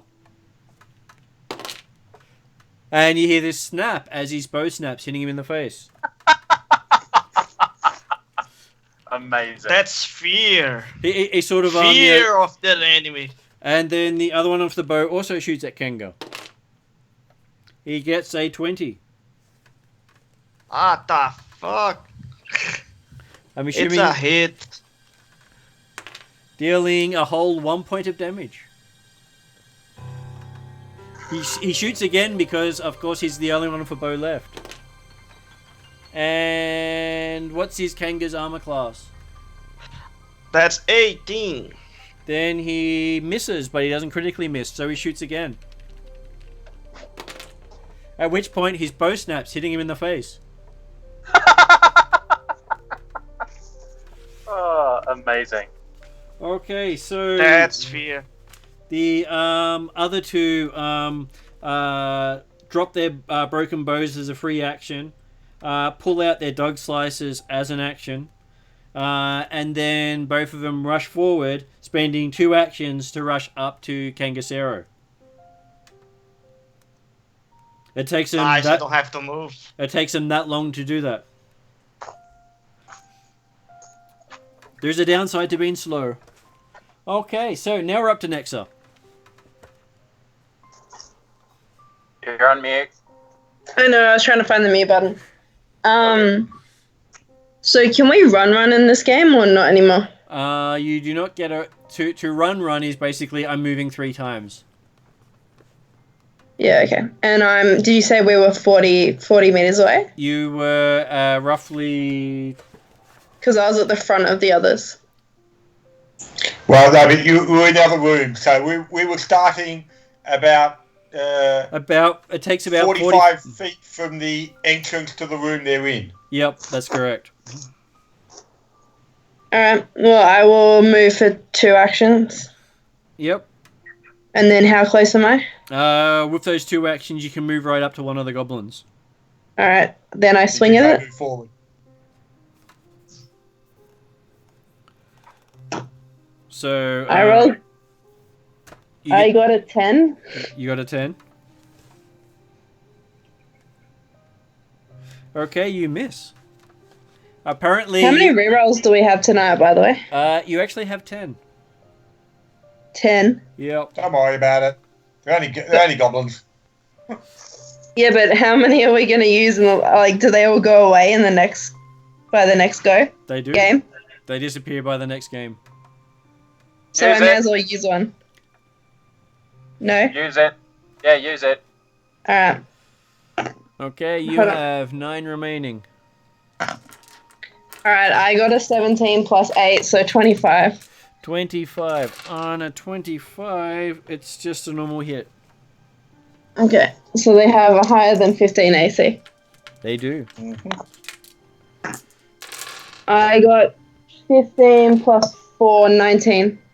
You got 19? 19 Yep. damage?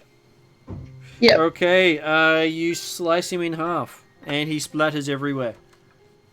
Gross. Well, you did do the big hit on him. That's true.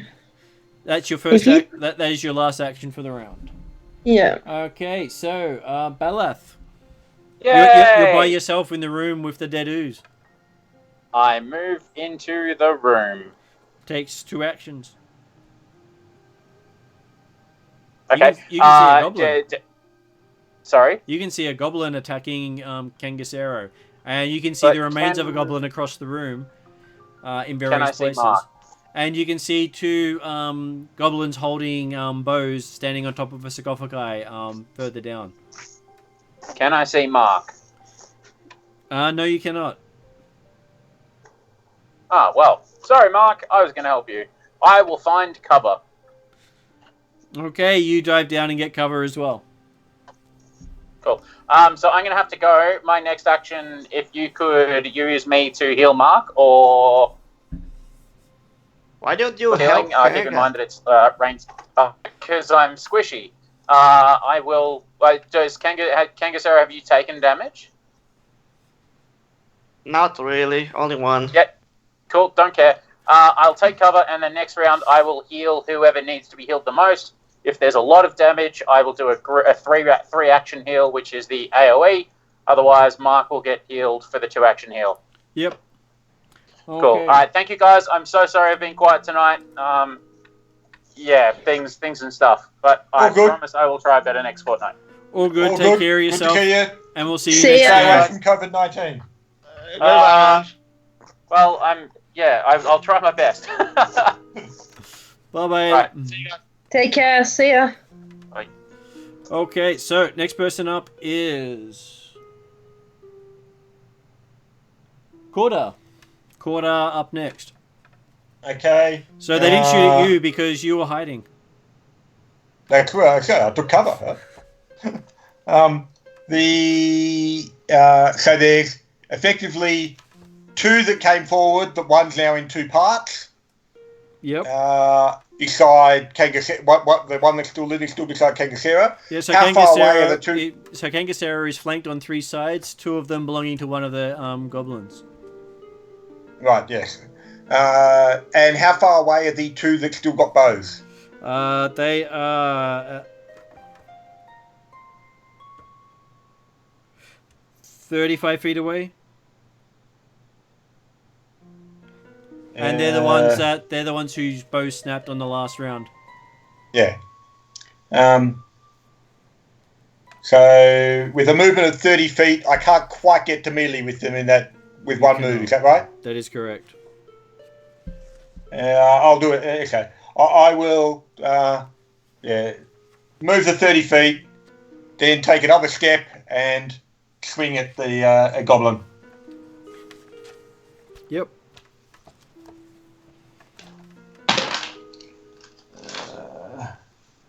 14, 24.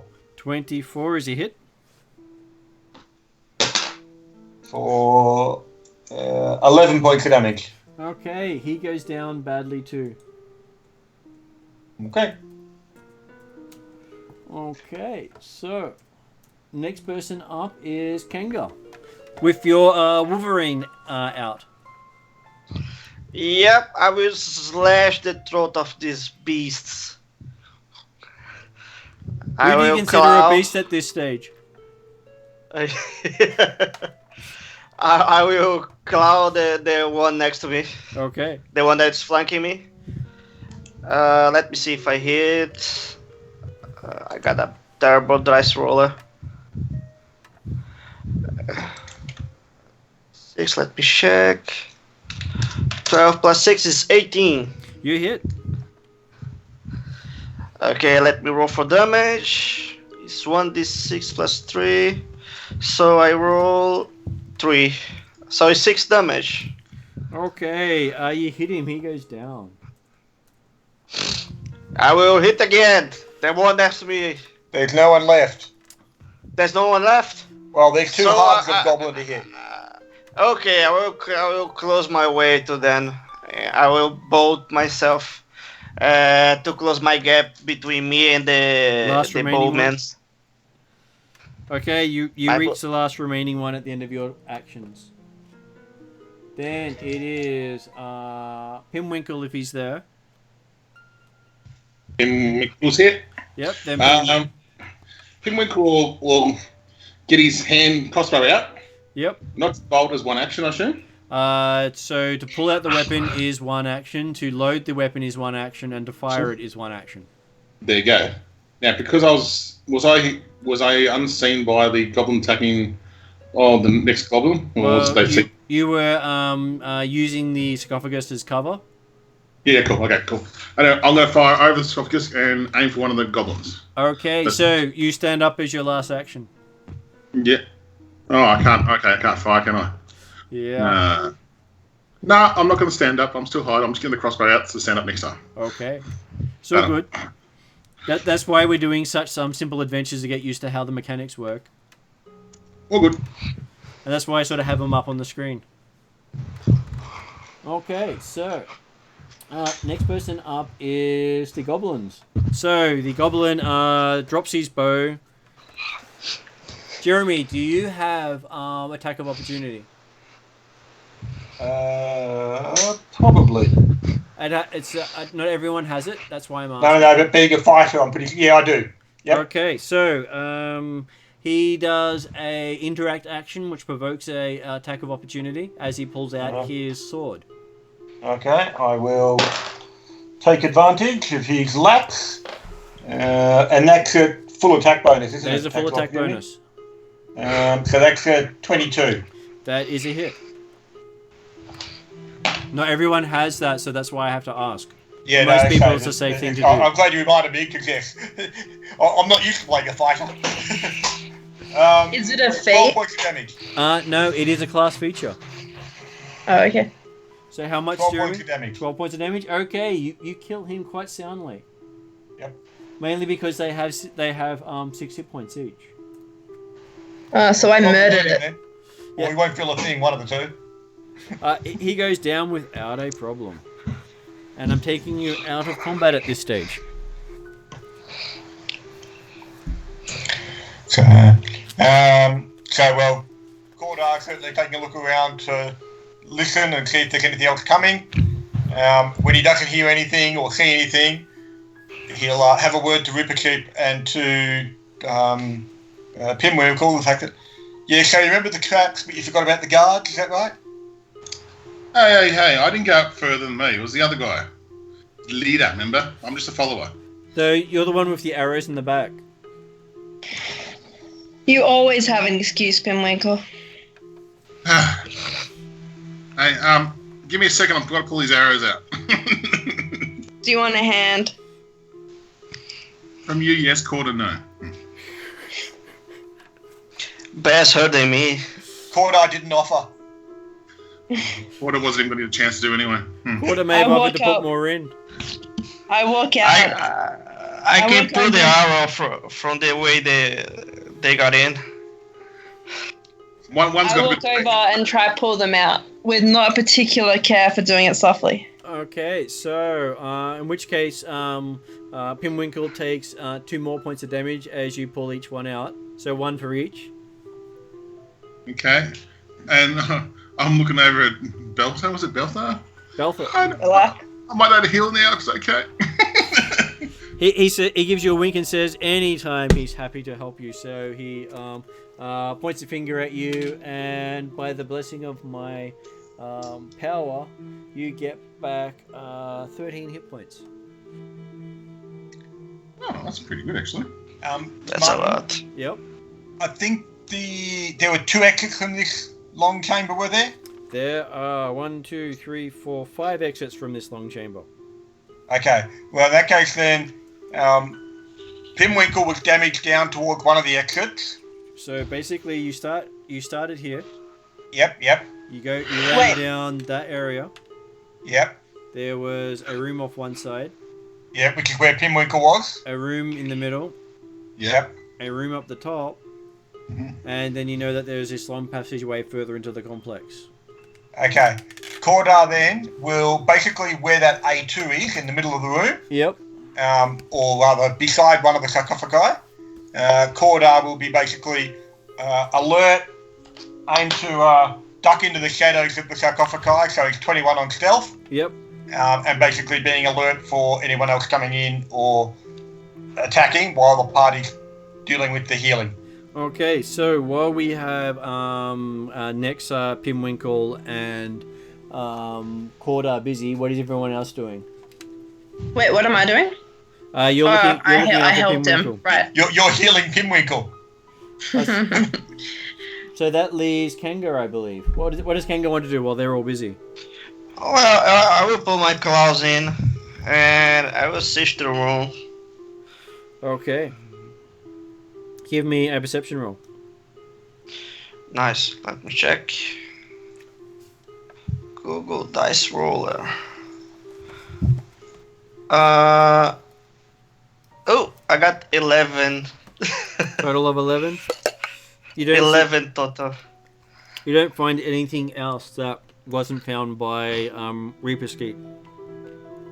Alright, that's my turn. Then I'm waiting, guys.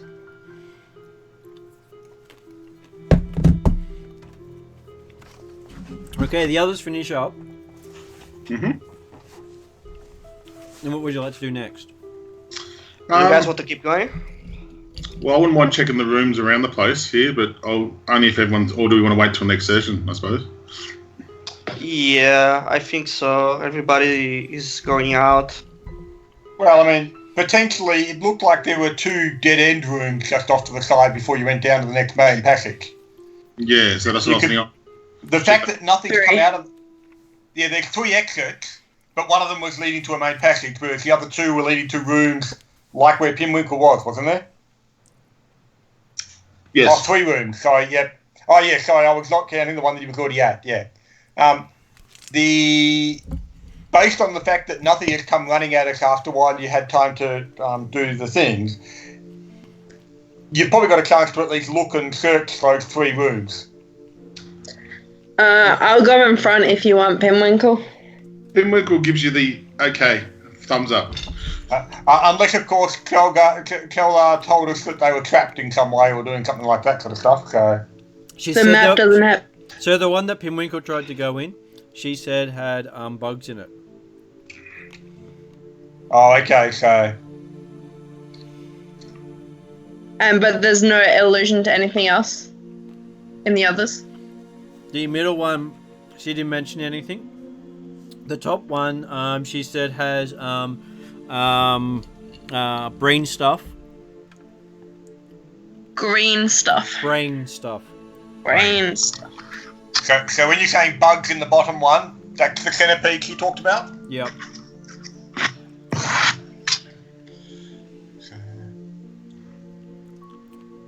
Well, should we check the middle room then? If you wish. Alright. I'm following. Alright, let's go. Okay. Tordar will maintain his position at the soft cover guy in the middle of the room so that he can react if something comes up behind, but he can also move in if there's problems in the middle room. Dexter's ready to swing axe if needed. Pinwinkle has bow out, crossbow out, ready. Is it loaded? It's loaded from last time. I haven't used it yet. Just don't point it at me. No. Okay, Hey, so the narrow Have you passage. seen Pinwinkle use that crossbow? You're probably safer if it points it at you. Ooh. Shots fired! Or not. Yeah. It's okay, Jeremy. It's okay. I'll follow Nexo into the room, and I'll just keep my crossbow ready. It's out, loaded, ready to fire when needed. So the narrow passage opens into a small burial vault that has been ransacked. Shattered remains of skeletons lie on the floor in twisted heaps among scattered rocks and debris. But the bodies of 4 recently killed goblins on display in the 4 niches are much more intact. Can I investigate the bodies? Sure, medicine check. Okay, that's going to be my special skill. Oh, it is actually. I'm trained in it.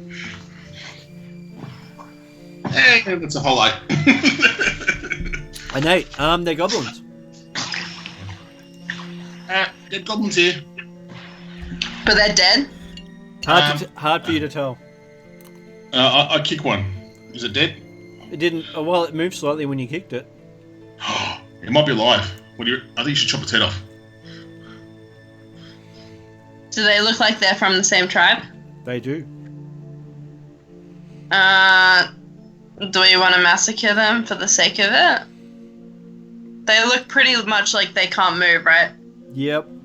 Because the description of them was that they were bodies of 4 recently killed goblins, just that our doctor couldn't actually quite tell the difference. Okay. I'm a detective. Come on, just ease up on the skill sets I've got here.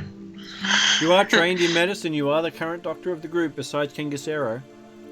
Is there anything of worth in the room, like any treasure or tidbits? Well, you could try a medicine check yourself. It had apparently been ransacked. Of course, something interrupted the goblins. A medicine check. I got a 16. Okay, you pick up the things that your more learned fellow could not. That each of the goblins were killed by a finger-sized hole in the throat of each goblin. And that all the goblins are drained of blood, and they were killed only a couple of days ago. They were laid. Okay, so they were arranged in this position. They did not die here. So they were Dracus's victims, most likely. Put on display. For traitorous reasons, or whatever he wants to call it. Or he got hungry. I'll do an eye over the whole room just in case there's any loot left for some reason. Sure. Perception roll. I'll also do the same, because that's what I tried to do. I got a 23. Yeah, I got a 11. I'm so pissy with my dice at the moment. I'm going to replace my dice now. I've not had enough. 2 dice anyway. Don't throw them at the wall because they'll understand and they'll keep rolling badly for you. No, I haven't picked that one up from last night. So there's 3 D20s I've had to almost get rid of now. Wait, what? I rolled 3 ones in a row last night, I think. Victor, so that's why I threw the dice away. Well, you did die over 100 times. Yes, true. Yeah. So, looking around, you don't. You notice this place has been quite well ransacked. You couldn't have done a better job. Okay. Do we want to leave it there, or do we want to do the last room? Let's leave it there. Well, there's still at least another couple of rooms which have likely got content in them, so if people are ready for call it a night. Yeah, I think so. Let's call it a night. You have Back to in hit the 10 o'clock red light. Yeah. Well, then we'll call it a night. Then when everyone's back online next week or next fortnight, we can actually clear the other 2 rooms out. Sure. And when Mark's got new dice. Yes, new dice. Chucking these ones out. Preferably not. It is quite amusing. It does suit your character to be kind of useless. It's every three characters I had with Martin recently all had bad rolls. One died last Wednesday. One died 100 times last night. I was waiting for this one to die tonight. It was just like... How can you die 100 times? He does it with style. Supposedly, if I don't attack somebody, I get stronger when I come back. Kind of thing. It's like almost straight redirection, or whatever kills him, he gains power from. Yeah, something like that. So, and he's got a power at the moment that effectively gets resurrected each time he dies. So, yeah. Remembering everything that happened. Yes, I get to see all my deaths all over in my mind, yes. Although, I suspect that it may also depend upon exactly how he dies and who kills him. If he didn't die to the hand of a kami, then he might be in danger. I agree if I don't die to a certain character, but I've got to pick my fights when I can pick my fights, so that's all. So, well, you have Did you guys saw in the past. Did you guys saw the video I sent you over Facebook? I didn't. I forgot. Because I got it while I was at work. I'll have a look later. Yeah, I don't use Facebook, so... Unbelievable. Sorry. We'll send you a link over here next time. Okay, then. Okay, so I will see everyone later. Thank you very much, Martin. Thanks all. Thanks, Martin. Thanks all. Thanks, Martin, for the games. And I'm sorry I come in late. Or the week after. Presumably over same means. We'll see. Hopefully things will be a bit better. Would guess so. But at least we're set up for this if we need to. Yep. Yeah. Thank you. Okay then. Good night. Bye. Good night all. Good night. Okay. And credits now.